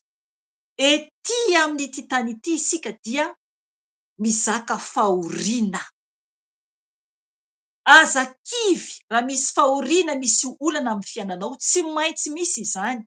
Ny mampalahelo indraindray dia ny olona sasany rehefa hoe lasa mpanompon'Andriamanitra mpivavaka dia mieritreritra hoe tsisy intsony ny problème. Tsy atopoko, tsy maintsy misy foana ny olana. Vomi ary sarosarotra kokoa ny antsika satria isika manambara an Jesosy. Izaka vavaratsy ny olona, tena izany mihitsy. Jerevy nahazo an Jesosy tamin'ny izy nosamborin'izy ireo. Ho avy zao ny Pasika araka ny nambara teo. Jerevy ny fijalian'i Jesosy, tena nijaly anie ny Tompo, nororana izy, nifetahana ny tamaina Jesosy ary tena hoe nokapohina ary nambaniana, noesoina, nijaly ny Tompo. Dia isika ve mieritreritra hoe voavonjy Tompo fa hanao croix cérébrale dia hiandry ny lanitra hisokatra dia hiakatra any an-danitra? Tsy atopoko. Tsy maintsy isika mitondra ny hazo fijaliantsika mba hahatongavantsika koa any an-danitra. Raha mahita isika ny tantaran'ireo mpanompon'Andriamanitra rehetra lasa teo aloha, ireo apôstôly na ireo mpanjaka taloha, Davida mpanjaka na i Debora, jerevy ho tantaran'izy ireny. Ao i Paoly apôstôly, ao koa Petera, ao ary Stefanina ilay notoraham-bato, izy ilay maty, ary eo koa Filipo. Maro tantara isan-karazany manambara ny fijalian'ireo mpanompon'Andriamanitra. Dia isika ve dia mieritreritra hoe ilamina fiainantsika dia ho tafiditra any an-danitra isika? Ry havana, ity tany ity dia manome zavatry ny tany ho an'ny olona izao tontolo izao. Isika miady mafy mba ho tafiditra any an-danitra. Eto ny tenin'Andriamanitra dia manambara hoe aty amin'izao tontolo izao no ahitanareo fahoriana. Mahita fahoriana isika ety ambonin'ny tany. Izay le tany iainantsika. Any an-danitra ny fifaliana sy fiadanam-po. Fa ity tany ity dia fahoriana no ho zakaintsika ety. Ry havana, ho vakiantsika amin'izay any eo amin'ny Jaona 7:10 manontolo. Ny vavaka izay nataon'i Jesosy izany. Vakiantsika ny teny amin'ny anaran'i Jesosy Tompo. Jaona 7:10. Rehefa nolazain'i Jesosy izany teny izany, dia nanandratra ny masony ho amin'ny lanitra izy ka niteny hoe, Ray o, tonga ny fotoan'andro. Mankalaza ny zanakao mba hankalaza ny zanaka anao. Araka ny nanomezanao azy fahefana amin'ny nofo rehetra, mba hanome fiainana mandrakizay ho an'izay rehetra nomenao azy. Ary izao no fiainana mandrakizay, dia ny mahafantatra anao izay Andriamanitra tokana sady marina sy Jesosy Kristy izay nirahinao. Izao efa nankalaza anao tetỳ ambonin'ny tany. Vitako ny asa nomenao ahy ataoko. Ary ankehitriny Ray o, mankalaza ahy amin'ny tenanao, dia amin'ny voninahitra miarahako nanana taminao, fony tsy mbola ary izao tontolo izao. Nasehoko tamin'ny olona izay nomenao ahy avy tamin'izao tontolo izao ny anaranao. Anao ireny ka nomenao ahy, ary notandremany ny teninao. Fantany ankehitriny fa avy taminao izay rehetra efa nomenao ahy. Fa ny teny izay nomenao ahy dia nomeko azy kosa, ary noraisiny ka fantany marina tokoa fa avy taminao aho. Ary nino izy fa ianao no naniraka ahy. Mangataka ho azy aho, tsy mangataka ho an'izao tontolo izao aho, fa ho an'izay nomenao ahy satria anao izy. Ary izay ahy rehetra dia anao, ary izay anao dia ahy. Ary efa ankalazaina eo aminy aho.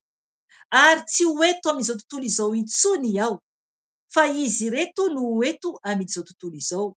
Ary izao mankany aminao. Ray masina o, tehirizo ireo amin'ny anaranao izay nomenao ahy, mba ho iray ihany izy tahaka ny maha-iray antsika. Raha mbola teo aminy aho, dia nitahiry azy tamin'ny anaranao izay nomenao ahy. Ary notandremako izy ka tsy misy very afa-tsy ilay zanaky ny fahaverezana ihany, mba hahatanteraka ny soratra masina. Fa ankehitriny mankany aminao aho, ary izany teny izany no lazaiko eto amin'izao tontolo izao, mba hananany ny fifaliako tanteraka ao aminy.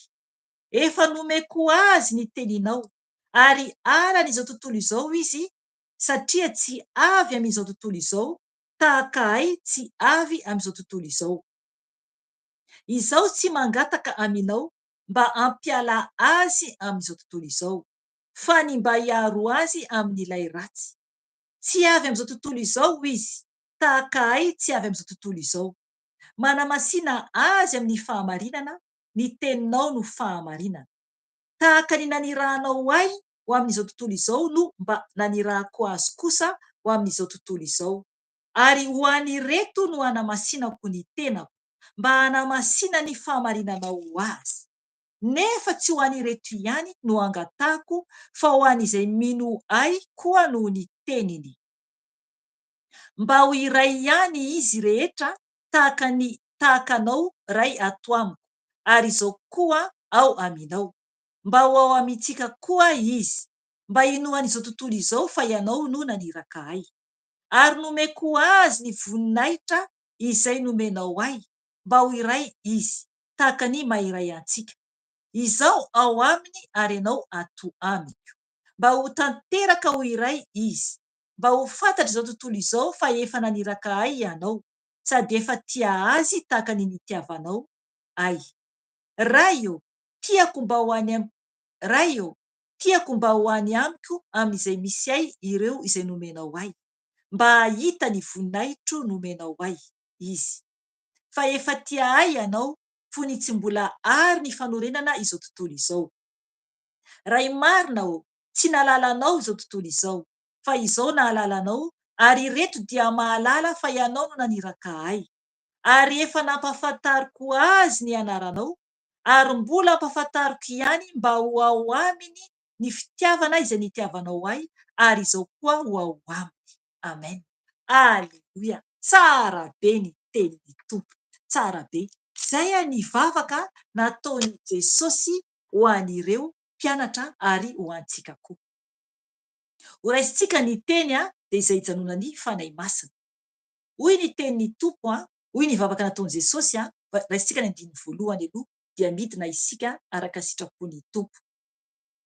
Rehefa nolazain'i Jesosy izany teny izany, dia nanandratra ny masony ho amin'ny lanitra izy ka niteny hoe: raio, tonga ny fotoan'andro, mankalaza ny zanakao mba ankalazany zanaka anao, araka ny nanomezanao azy fahefana amin'ny nofo rehetra, mba hanome fiainana mandrakizay ho an'izay rehetra nomenao azy. Aleluia.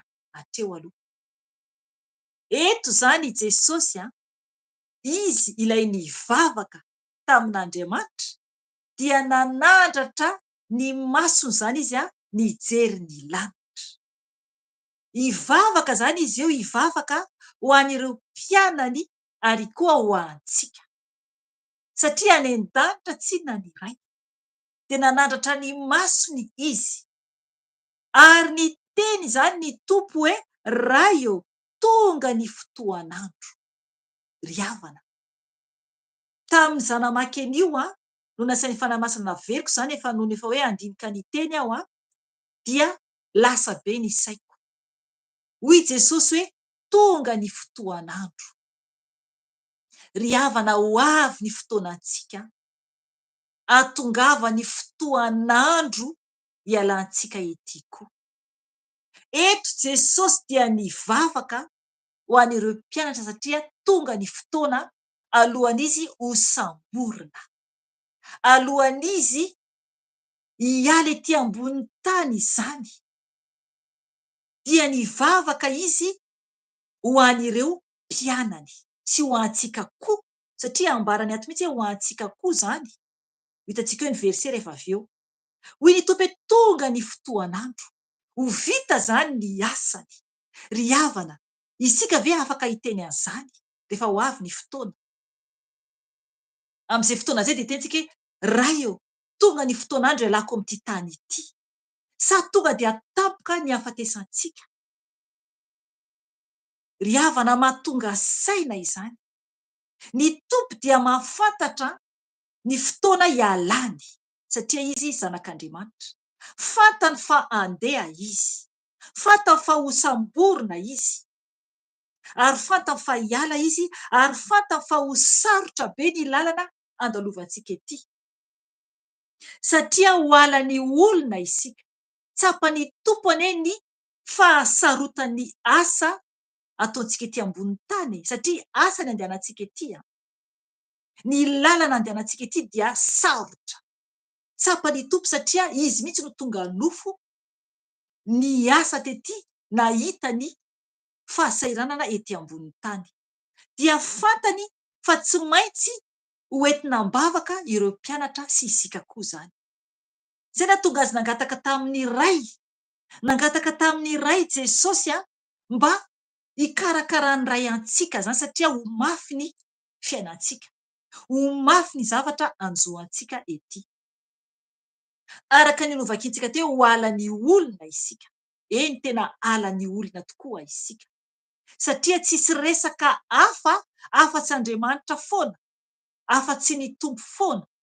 Nefa isika, ny tenantsika dia mandehandeha nofo isika, fa isika dia efa zanak'Andriamanitra, ny fanahintsika zany no miteny, dia ny nofontsika efa ambany dia ambany, zay le hoe zanak'Andriamanitra. Tsy mandeha araka ny nofo intsony fa araka ny fanahy. Amen. araka ny fanahy. Nananantsika zao tontolo izao, na inona azontsika, na azontsika zao tontolo izao dia tsy mahasambatra antsika izany. Fa ny eritreretra antsika dia hoe ny lanitra, ho tafiditra any an-danitra va izaho, ho voavonjy va ny fanahy. Jesosy mety ve ty ataoko ty sa tsy mety? Jesosy mbola tsy vita le asa eto. Sao de bedinao fanahy masina. Zay foana ny antsika satria tsika ao anatsika tsina ny fanahindray. Dia manahy isika sao tsika dia ho bedin' Jesosy, bedin'ny tompontsika, bedin'ny patron antsika dia Andriamanitra izany. De matahotra tsika ny amin'ny fanahintsika sao de variana amin'izao tontolo izao. Aleloia. Raha izay no lalanao dia sambatra ianao aza manahy. Aza manahy fa tena efa ao amintsika zany zay ny fanahy masina. Raha izay ny amin'ny fiainanao. Raha tena mikatsaka foana ianao ny asosoa any asan'Andriamanitra, anambaran' Jesosy ary tandrina hiala amin'ny ota foana, manalavitra ny ratsy dia mifalia. Mifalia fa efa amin'ny lalana kely ianao zay ho any an-danitra. Fa raha ohatra kosa hoe mbola variana ianao, mbola latsaka anatin'ny fifosana, anatin'ny fasikana, anatin'ny fijerevana vilana, anatin'ny ratsy rehetra, dia mibeba tompoko. Mibeba fa tsy toetra ny tompo izany. Fanahy masina tsy mankasitraka an'izany. Tsy toetra mihitsy ny fanahy masina anatina trano feno faharatsiana. Fa mila izy trano madio. Dia isika zany no tempoly. Isika anie no tempoly. Ka mila zany isika tena mitandrina mafy. Amen. Eto ny tompo tonga ny fotoan'andro. Ka ho avy ny fotoan'andro ialantsika ety koa. 2 araka ny nanomezanao azy fahefana amin'ny nofo rehetra mba hanome fiainana mandrakizay ho an'izay rehetra nomenao azy. Amen. Zay le izy. Nomen'Andriamanitra an Jesosy tompony fahefana amin'ny nofo rehetra. Ny nofo rehetra. Tsisy mihitsy hoe afaka hiteny hoe zako ny tompo tsy mana fahefana amin'ny tenako. Mbola satana zay anatin'ny olona raha miteny izany ny olona anankiray. Fa Jesosy irery ihany no manana fahefana amin'ny nofo rehetra satria nomen'Andriamanitra azy izany. Ary ny fahefana izay nomeny iray azy dia ho fiadanana ao antsika satria fiainana mandrakizay. Fiainana mandrakizay ny lanitra, fahasambarana mandrakizay no noman'ny tompo ho antsika. Ny mampalahelo dia vitsy ny tena mahatsapa izany hoe fiainana mandrakizay izany. Azafady. Fa ny olona dia mieritreritra hoe mila miaina amin'izao fiainana tsotra izao ihany. Fa tsy mieritreritra ny amin'ny mandrakizay. Ry havana zava-doza. Zava-doza mila isika manomana ny mandrakizay antsika. Engane ka ny lanitra no hofidinao fa tsy ny afo be. Engane ny lanitra no hofidinao fa tsy ny afo be. Satria ao amin'ny Jaona 2:10 dia manambara ny tenin'Andriamanitra fa izay sampany rehetra tsy mamoa dia angonina, dia ariana anaty afo ny voaloboka no raisina fanoharana tao. Fanoharana nataon'ny tompo amintsika olombelona izany. Raha sampana tsy mamoa ianao dia tsarovy tsara fa ho angon'ny tompo, ho raraka amin'ny tany, ravina arak'ilay ohatra fanoharana tenen'ny mpanompon'Andriamanitra teo. Dia ho raraka amin'ny tany, ravina, dia ho maina, dia ho dorana anaty afo. Ry havana zay ny hafaran'ny olona izay tsy mankatoa ny tompo. Ao amin'ny Jaona 2:12 5 izany ovakikely any amin'ny anaran'i Jesosy tompo. Raha misy tsy mitoetra ao amiko dia ariana eny ivelany tahaka ny sampany izy ka malazo, ary angonina izy ka atsipy ao amin'ny afo dia homay. Zava-doza to. Zava-doza. Dia homay. Angonina ao anaty afo dia homay. Mila mitandrina isika to. Amin'ny manaraka ho ataoko video eto ato amin'ny YouTube ato momba ny amin'ilay ravina nasehoan'ny tompo zany tamiko tanatin'ny fahitana, dia ambarako amin'ny video manokana satria manjary lava be raha ohatra ka raisiko eto, satria ny teny tompo manjary mifandray be dia be zany. Amen. Dia hotoizantsika ato amin'ny Jaona 7:10. Raisitsika ny amin'ny 9:4. Izao efa nankalaza anao tetỳ ambonin'ny tany, vitako ny asa nomenao ahy ataoko.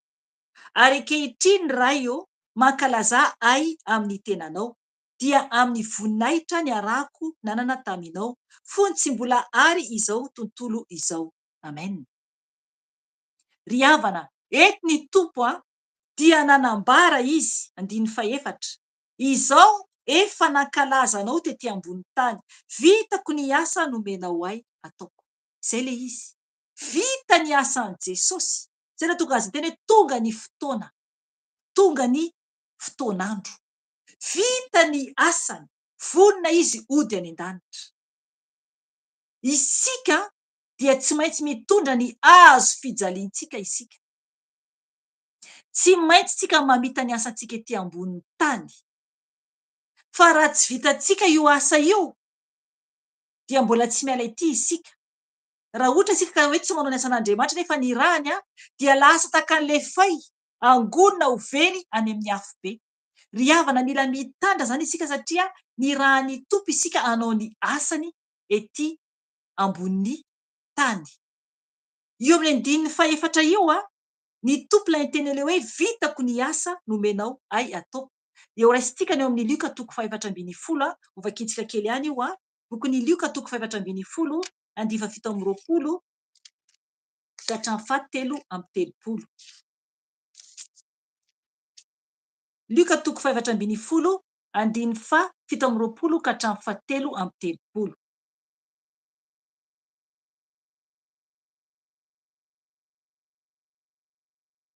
Hoy ny tenin'ny tompo, vakiako amin'ny anarany. Azafady, 9:20 sy 9:30 no vakitsika ireo verset roa ireo ihany. Hoy ny tenin'ny tompo, vakiako amin'ny anarany. Nazovy no tsy mitondra ny azo fijaliana ka tsy manaraka ahy, dia tsy azo ekena ho mpianatro izy. Averiko indray mpandeha anaran'i Jesosy. Nazovy no tsy mitondra ny azo fijaliana ka tsy manaraka ahy, dia tsy azo ekena ho mpianatro izy. Izay zany tenen'ny tompo.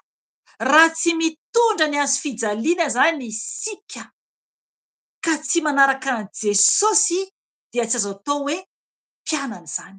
Izy no miteny eto fa tsy hoe koa izaho. Tsy maintsy zany isika tompoky niza mitondra ny azo fijaliana ary manaraka an' Jesosy. Zay isika vao azo atao hoe mpianatrany. Zay isika vao anatin'ilay hoentiny ambavaka izany. Anatin'ilay entiny ambavaka.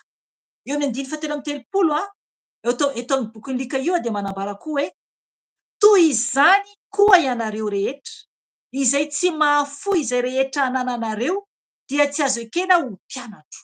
Amen. Afaka vakianao ny tantara eo ampovoany. Eto zany ny tompo dia manambara hoe isika rehetra izany, raha ohatra isika ka tsy mahafoy izay rehetra ananantsika, rehetra ananantsika, hoy ny tompo dia tsy azo ekena ho mpianany. Ry havana, na inona ananantsika, inona ny zavatra anananao? Ny tenanao aloha, ny tenako aloha, ny tenantsika, io aloha fananantsika voalohany. Fofinainana anantsika koa, ny mombantsika manontolo aloha, tsy mbola miresaka vola aloha eto fa ny tenantsika fotsiny aloha. Eto ny ten'Andriamanitra dia ny tompo mihitsy ny teny hoe toy izany koa ianareo rehetra hoy izy, tsika rehetra zany izay tsy mahafoy izay rehetra anananareo, dia tsy azo ekena ho mpianatro. Na inona zany ananantsika, na ny fitafiantsika, na ny volantsika, na ny tranontsika, na ny fiara, na ny ankohonana, na ny vady, na ny zanaka, na ny fianakaviana, na ny asa fivelomana, na inona io, raha tsy mahafoy an'io isika dia tsy azo ekena hoe mpianatry Jesosy. Mazava tsara ny tenin'ny Tompo. Zay le hoe mila isika miala mihitsy amin'izao tontolo izao. Mahafoy ny momba antsika rehetra. Mahafoy ny momba antsika rehetra rehetra. Satria tompoko, aoka ho tsapantsika fa tsisy antsika ety ambony ity tany ity, na dia kely akory ara. Na ny fofonaintsika aza dia an'Andriamanitra io. Na ny fofonaintsika aza. Ny fananantsika rehetra dia noho ny fitahiany Tompo ho antsika zany. Fitahiany antsika no mbola ananantsika na ny fofonainantsika aza. Fa ny rehetra izay hitantsika maso na ny tenantsika aza dia tsy antsika io, fa isika dia an'Andriamanitra. An'Andriamanitra isika. Izany hoe mpiasa kely fotsiny isika eo anatrehan'ny Ray. Toy ny ravina, toy ny fasika, tanimanga isika riverina ho tanimanga. Ny fofonaina no an'Andriamanitra. Io no hiverina any an-danitra azy io. Nefa raha ohatra ka tsy miverina any an-danitra io dia io le very any amin'ny afobe. Io lay very any amin'ny afobe. Io lay ataon'ny Satana izay angalarana an'io satria fofonain'Andriamanitra io. Le fanahintsika zany io. Satria ny aintsika dia le fanahintsika. Io le fofonaina io. Io lay tsofin'Andriamanitra tamintsika no foroniny. Aina io le fanahy. Io le transparent anatintsika. Io le Andriamanitra koa transparent.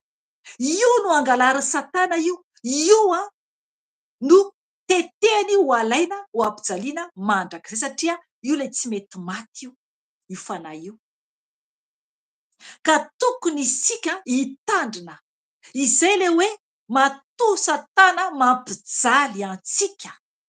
Izay mbola voafatotra an'izany. Fa isika efa afaka voninahitra ho an'i Jesosy.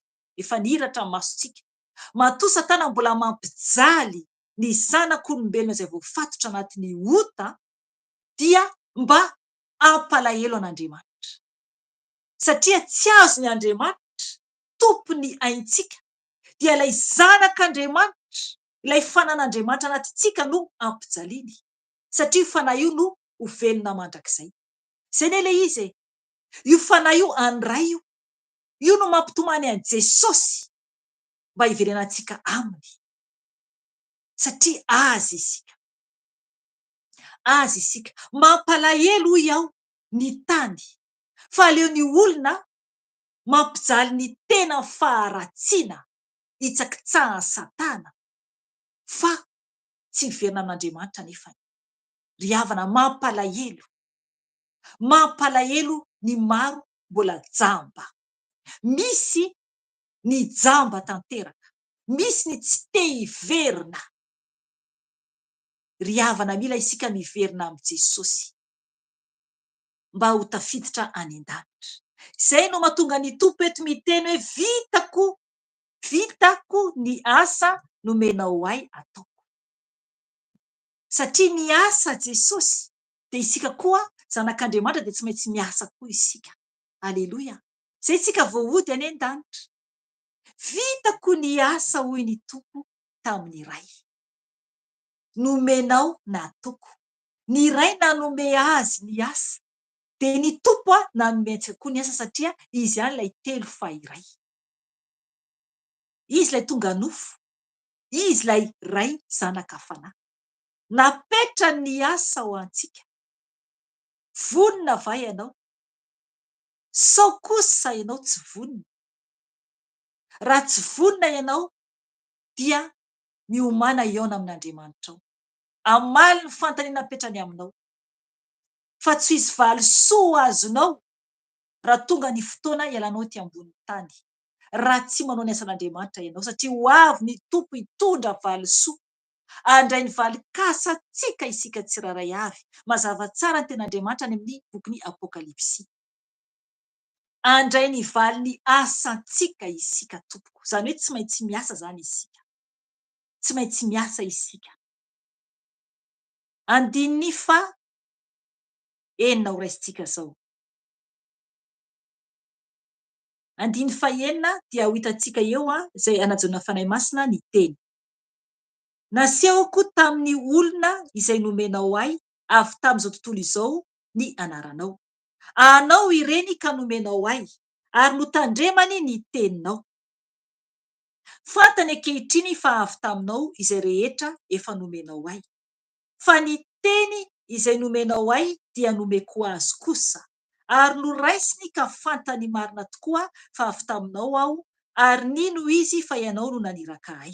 Amen. Zay le izy. Jesosy zany ny teny hoe nasehoany tamitsika izany. Tamitsika olona zany izay nomen'Andriamanitra azy zany. Ny tompo ny ray no nanome an Jesosy ny olona. Araka le teneniko teo hoe araka ny tenin Jesosy hoe tsy misy mahay manatona ahy. Araka ny tenin Jesosy hoe tsy misy mahay manatona ahy raha tsy efa mitao amin'ny raiko izay efa nidanitra. Eto Jesosy dia miteny hoe nasehoko tamin'ny olona izay nomenao ahy. Zay le izy. Nasehoan'ny tompo zany tamin'ny olona izay nomen'Andriamanitra an Jesosy. Ireo olona ireo dia avy tamin'izao tontolo izao. Isika ane avy tamin'izao tontolo izao mpanota isika no nafahany ray tao dia noentiny teo amin'i Jesosy. Nambarany tompo tsara mihitsy hoe nasehoko tamin'ny olona izay nomenao ahy avy tamin'izao tontolo izao ny anaranao. Ny tompo zany dia nampafantatra antsika tsara bebe kokoa ny amin'ny ray. Ny ray zany nitaonantsika fotsiny izy nankeo amin'i Jesosy. Dia Jesosy no nampafantatra antsika ny ray. Ary koa ny fanahy masina. Izy no nandefa ny fanahy masina no neveo. Tsara ny tompo. Mila deraina izy, mila kalazaina izy. Nampafantariny antsika ny amin'ny ray. Ary tena fitiavana lehibe no nomeny antsika. Dia isika nandray ny teny. Noraisintsika ny teny. Dia izy ilay teny tonga nofo Jesosy izany. Ka fantany marina tokoa fa avy taminao aho. Ary nino izy fa ianao no naniraka ahy. Amen. Mino an Jesosy. Ary mino ny ray fa Andriamanitra naniraka an Jesosy. Amen. Tizantsika ny teny. Mangataka ho azy aho. Tsy mangataka ho azo tontolo izao aho, fa ho an'izay nomenao ahy satria anao izy. Ary izay ahy rehetra dia anao. Ary izay anao dia ahy. Ary efa kalazaina eo aminy aho. Ary tsy ho eto amin'izao tontolo izao intsony aho, fa izy reto no eto amin'izao tontolo izao. Ary izao mankany aminao. Ray masina tehirizo ireo amin'ny anaranao izay nomenao ahy, mba ho iray ihany izy tahaka ny maha iray antsika. Aleloia. Zay zany. Eo amin'ny andiny fasivy mangataka ho azy aho, tsy mangataka ho an'izao tontolo izao aho, fa ho an'izay nomenao ahy satria anao izy. Zay le izy. Tsy mivavaka Jesosy eto ho an'izao tontolo izao. Tsy mivavaka ny tompo eto ho an'izao tontolo izao. Tsy mivavaka izy ho an'izao tontolo izao averiko intelo. Ambarany tsara eto. Fa mangataka ho azy aho. Hoy Jesosy mangataka ho azy aho. Tsy mangataka ho an'izao tontolo izao aho. Fa ho an'izay nomenao ahy satria anao izy. Amen. Efa an Jesosy ve ianao tompo? Ity vavaka ity dia ho antsika izay an Jesosy. Eny afaka miteny hoe an Jesosy satria ny fiainako dia an Jesosy. Fantatrao raha tena voatsara ny ao aminao, ary fantatrao na voaratsy ao aminao. Eto tompo teo aloha dia voaratsy tao amiko. Tsy afaka mandainga tsika. Tsy afaka mihtsara velatsia isika. Tamitsika mpanota dia mahatsapa hoe mpanota. Tena mpanota ary tena ratsy tokoa. Voaratsy ny teo aloha. Fa ankehitriny rehefa ao amin'ny tompo dia tena hoe voatsara, miavaka izany. Eto ny tompo dia mangataka ho any izay mpianany sy zanany ihany. Mangataka amin'ny ray. Zay zany le hoe tsy mihaino ny mpanota Andriamanitra. aleloia, tsy miainy ny mpanota Andriamanitra, fa izay tena manao sitrapony ray zany no enony, tsy vavaka aminy, tsy mandeha amin'ny famasinana sy fahamarinana. Izay no enony. Satria Jesosy tetỳ ambony tany dia nivavaka ho any izay mpianatra ihany, ho azay manaraka azy ihany, izay mino an'Andriamanitra, izay mino an' Jesosy, izay manao ny sitrapony iray ihany no entiny ambavaka eto. Fa tsy izao tontolo izao, araka teneniko teo hoe alany izao tontolo izao isika, satria ny tompo efa alany teo alohantsika zany. Ka tsy mifandray mihitsy zany izao tontolo izao sy ny ao amin'ny tompo. Eto Jesosy dia mivavaka ho an'ny mpianany sy isika amin'izao vaninandro izao, izay ao amin'i Jesosy, fa tsy izao tontolo izao. Mila zany ianao miova raha mbola tsy tena niova ianao. Amen. Dia hoy ny teny 10 hoe ary izay iay rehetra dia anao, ary izay anao dia ay, ary efa ankalazana eo aminy ao. Amen. Izay ilay hoe telo fa iray, satria ny an'Andriamanitra dia an' Jesosy ihany, ary koa any fanahy masina. Izay ilay izy ao anatintsika, izy telo fa iray. Izay ilay fanahiny ray mampiteny ay amin'izao ora sy fotoana izao, ary izy koa ny asa any aminao. Ny teny izay ambarako eto dia ny fanahy masina no miteny, satria ny fiainako amin'izao moment izao dia eo amin'ny tompo. Izany hoe avelako mihitsy ny fanahy masina anambara izay tiany ambara, fa ny nofiko dia ahetriko, tsy mieritreritra zavatra hafa fa ny fanahy masina no miasa manambara ny tiany ambara amintsika. Amintsika zany amelombelona ny fanahintsika ao anatintsika. Sakafom-panahy zao no antsika, sakafom-panahy avoky antsika azahoantsika hery. Amen. Izay ilay hoe ao anatintsika izy. Mankalaza an' Jesosy zako amin'izao ora sy fotoana izao, mankalaza ny fanahy masina izay menadahy eto dia manambara an' Jesosy, mankalaza an' Jesosy izay eto, manambara an' Jesosy izay menadahy eto, mankalaza ny fanahy masina izay menadahy eto amin'izao vaninandro izao, amin'izao fotoana izao. Vao nanomboka ny fotoana dia ho an' Jesosy, ho an'ny fanahy masina, ho an'Andriamanitra hanandratanay azy, hanambaranay azy, manao ny asanay izahay, izay asain' Jesosy atao. Eny, azonay atao tsy manao ninoniny, karakara ny ankonanay, mandehandeha eny ivelany eny, tsangatsangana miaraka amin'ny ankonana, fa ny tompo, izy no tomponay, na tonga izao programa izao, anambaranay ny fahalehibiazan'i Jesosy, anaovanay ny asa izay nitsony anay, mba ahafahanay mody any amin'ny trano izay nomany anay rehefa ho avy ny fotoana. Amen. Izay ilay izy. Mila zany isika mahafoy ny tenantsika sy momba antsika manontolo araka ny tenin'ny tompo. Mila tsika mahafoy tompoko zavatra rehetra. Oka izay ny pleziran'ny tany, fa oka sika hijery ny fahatsaran'ny lanitra. Oka ny pleziran'ny tompo no ataontsika, pleziran'Andriamanitra no katsahantsika, fa tsy ny tenantsika, fa ho very isika no ohatra ka mieritreritra zavatry ny tany. Eto ny tompo dia niteny ihany koa izy hoe amin'ny 1:12, io ilay nomeny ay tamin'ny fanahy masina niteny teo am-pivavahana. Hoy ny fanahy masina hoe 1:12, ary tsy ho eto amin'izao tontolo izao intsony aho, fa izy reto no eto amin'izao tontolo izao, ary izao mankany aminao. Ray masina te hirizo ireo amin'ny anaranao, izay nomenao ay, mba ho iray ihany izy tahaka ny maha iray antsika. Amen. Izay zany, Jesosy zany ny teny, fa tsy ho eto amin'izao tontolo izao intsony izy. Alohan'izy handeha io, fa nakany an-danitra izy, nakany amin'ny ray. Fa izy reto hoy izy no eto amin'izao tontolo izao, zany hoe isika izany. Isika no manao ny asa zao. Isika ilay mpianatra Jesosy no manambara an' Jesosy. Izay nahatonga azy nangataka tamin'ny ray. Hoy izy miantso an'ny ray hoe, ray masina te hirizo ireo amin'ny anaranao, izay nomenao ay, mba ho iray ihany izy tahaka ny maha iray antsika.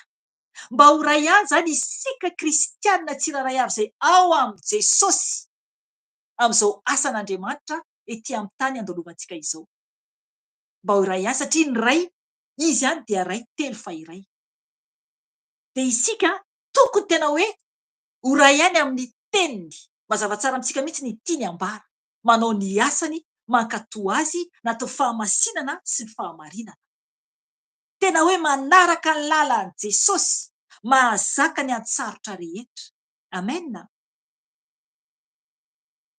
Zay mahatonga ny tompony teny hoe ray masina o, masina ny iray, masina ny iray ka tokony ho masina isika.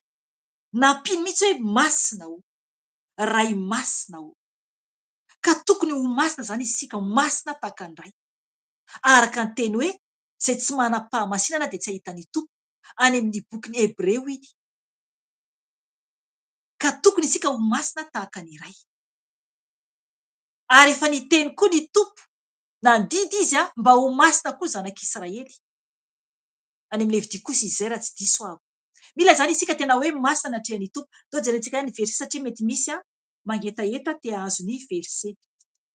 Sotra ny tompo fa vao navadiko ny teny dia Levitikosy misy toko 7:10 vonahitra ho an'i Jesosy. Zay manambara ny fanahy masina miasa. Navadiko dia amin'ny toko 7:10 hitako eto ambadika zany ny debuany. Levitikosy toko 7:10 voalohany sy faharoa. Hoy ny teny amin'ny anaran'i Jesosy tompo. Ary ny tompo niteny tamin'ny Mosesy hoe mitenena amin'ny fiangonana manontolo dia ny zanak'Israely hoe aoka ho masina ianareo satria masina ao tompo Andriamanitrareo. Amen. Ny tompo izany, tompo Andriamanitra no nibaiko mihitsy zany, niteny tamin'ny Mosesy zany hoe mibaiko io. Hoy zany ny tompo hoe mitenena amin'ny fiangonana manontolo dia ny zanak'Israely hoe aoka ho masina ianareo satria masina ao tompo Andriamanitrareo. Amen. Ny fiangonana manontolo eto dia isika kristianina rehetra manaraka an Jesosy eran-tany. Mila masina isika tompoko satria Andriamanitra dia masina. Satria masina Andriamanitra. Any amin'ny bokin'ny Hebreo momba ny amin'ilay hoe zay tsy manam-pahamasinana dia tsy ahita ny tompo. Hebreo toko 2:10 afaka raisinao noty 2:4. Araka ny teny hoe vakiko amin'ny anaran'i Jesosy tompo hoe miezah mitady fihavanana amin'ny olona rehetra ary koa fahamasinana. Fa izay tsy manam-pahamasinana dia tsy ahita ny tompo. Amen. Sotranao fanahy masina. Eto fanahy masina dia manazava hafa ny amin'ity ny ambara amin'ity teny ity. Eto izany dia miteny hoe miezah mitady fihavanana amin'ny olona rehetra ary koa fahamasinana. Fihavanana hoy ny fanahy masina eto. Ary fahamasinana. Zany hoe mihavana amin'ny olona ianao fa fahamasinana. Zay ilay hoe tsy tahaka izao tontolo izao. Mihavana amin'ny olona fa amin'ny fahamasinana fa tsy manaraka ny faharatsiana. Zay zany tiany tompo ambara. Fa izay tsy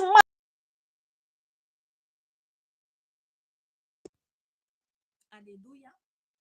Aleluia. Azafady fa tapaka kely satria efa presque mihoatra ny efa presque ho adiny 2. Mare tsara ve nareo tompo?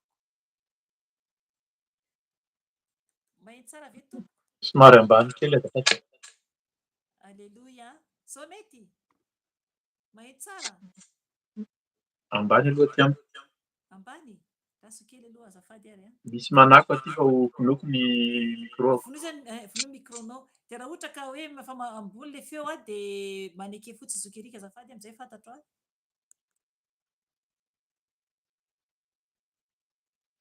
tokony mafy amin'izay. Mafy tsara amin'izay. Allo maheno tsara? Maheno tsara ve? Ambanimbany? Raso mpanatoniko angamba le izy. So mety? Aleluia. Sotran'i Jesosy. Mialatsiny kely satria tapaka mantsy le izy rehefa ohatra ka presque adiny 2 zany dia mandraindray zany ny enregistrement tonga dia mitohy zany le izy. Aleluia. Teo zany fanahy masina ny teny hoe izay tsy manam-pahamasinana zany dia tsy ahita ny tompo. Zany hoe eo amin'ny 4:10 io ao amin'ny Hebreo toko 2:10 dia manambara hoy ny fanahy masina teo hoe miezah mitady fihavanana amin'ny olona rehetra ary koa fahamasinana. Zany hoe anatin'ilay fihavanana zany de misy fahamasinana tompoko. Misy fahamasinana anatin'ilay fihavanana. Fa tsy akory andeha hihavana amin'ny olona nefany hiverina amin'ny fahalotona. Satria raha ohatra zany isika ka tsy manam-pahamasinana dia tsy hahita ny tompo. Aleloia. Tizantsika ny tenin'Andriamanitra. Eo amin'ny 5:20 zao isika, ary amin'ny Jaona 5:10 dia izay hijanonantsika zany izay tarihin'ny fanahy masina, fakitsika ny teny amin'ny anaran'i Jesosy Tompo. Raha mbola teo aminy aho dia nitahiry azy tamin'ny anaranao izay nomenao ahy, ary notandremako izy ka tsy misy very afa-tsy ilay zanaky ny fahaverezana ihany, mba ahatanteraka ny soratra masina. Fa ankehitriny makany aminao aho, ary izany teny izany no lazaiko eto amin'izao tontolo izao, mba hananany ny fifaliako tanteraka ao aminy. Aleloia. Ajantsika treo aloha. Eto zany Jesosy dia izy nangataka tamin'ny iray mba hitehirizany iray antsika, dia nampahafantariny tsara fa i Jodasy zany no tiany ambara eto. I Jodasy ilay namadika anazy zany. Iny ihany zany no very. Fa ireo mpianany rehetra dia voatandriny avokoa. Dia apetrany eo amin'ny iray zany iarovany iray an'ireo mpianatra. Dia isika koa ho hitantsika eo ambany eo, isika ao anatin'izany koa. Isika zany dia anatin'ny fahamasinana sy fahamarinana. I Jodasy dia fantatsika tsara fa namadika an' Jesosy anatin'ny faharatsiana. Dia tsy ao anatin'ny vavaka izany, tsy ao anatin'ny tompo izany. Fa mila zany tena hoe masina tanteraka ao amin'ny tompo izany. 5:10 Efa nomeko azy ny teninao, ary ala n'izao tontolo izao izy, satria tsy avy amin'izao tontolo izao, tahaka ahy tsy avy amin'izao tontolo izao. Izao tsy mangataka aminao mba hampiala azy amin'izao tontolo izao, fa ny mba hiaro azy amin'ilay ratsy. Tsy avy amin'izao tontolo izao izy, tahaka ahy tsy avy amin'izao tontolo izao. Amen. Aleloia. Zay zany le izy. Eto zany Jesosy dia manambara an'ilay hoe ala zao tontolo izao isika, satria efa alany tsy ny Jesosy. Zay no mahatonga an' Jesosy mangataka amin'iray hiaro antsika.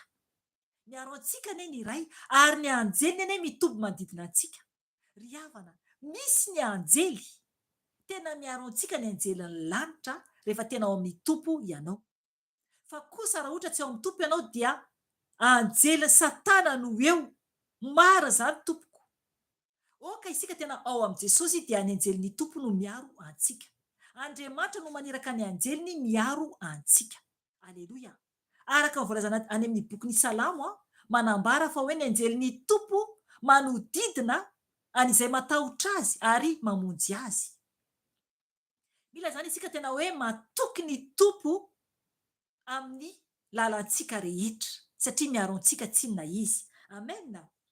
Dia hoy ny tenin'ny tompo hoe 10:10 izao tsy mangataka aminao mba hampiala azy amin'izao tontolo izao, fa ny mba hiaro azy amin'ilay ratsy. Tsy avy amin'izao tontolo izao izy, tahaka ahy tsy avy amin'izao tontolo izao. Manamasina azy amin'ny fahamarinana, ny teninao no fahamarinana. Amen. Ny tompo zany na ny vavaka ho an'ireo mpianatra ary koa ho antsika dia tsy nangataka tamin'iray izy hialantsika ety ambonin'ny tany zany, fa niarovany iray antsika amin'ilay ratsy. Amen. Zay ry havana le hoe mandroaka devoly. Ny tompony nome fahefana antsika, nomeny fahefana isika androantsika ny fanaratsy rehetra. Aza mba matahotra mandroaka devoly, maninona moa no averiko tsy nandray eto zany teny izany. Amin'ny asan'Andriamanitra izay ataoko dia maro ny olona matahotra mandroaka devoly, tsy masaha mandroaka devoly.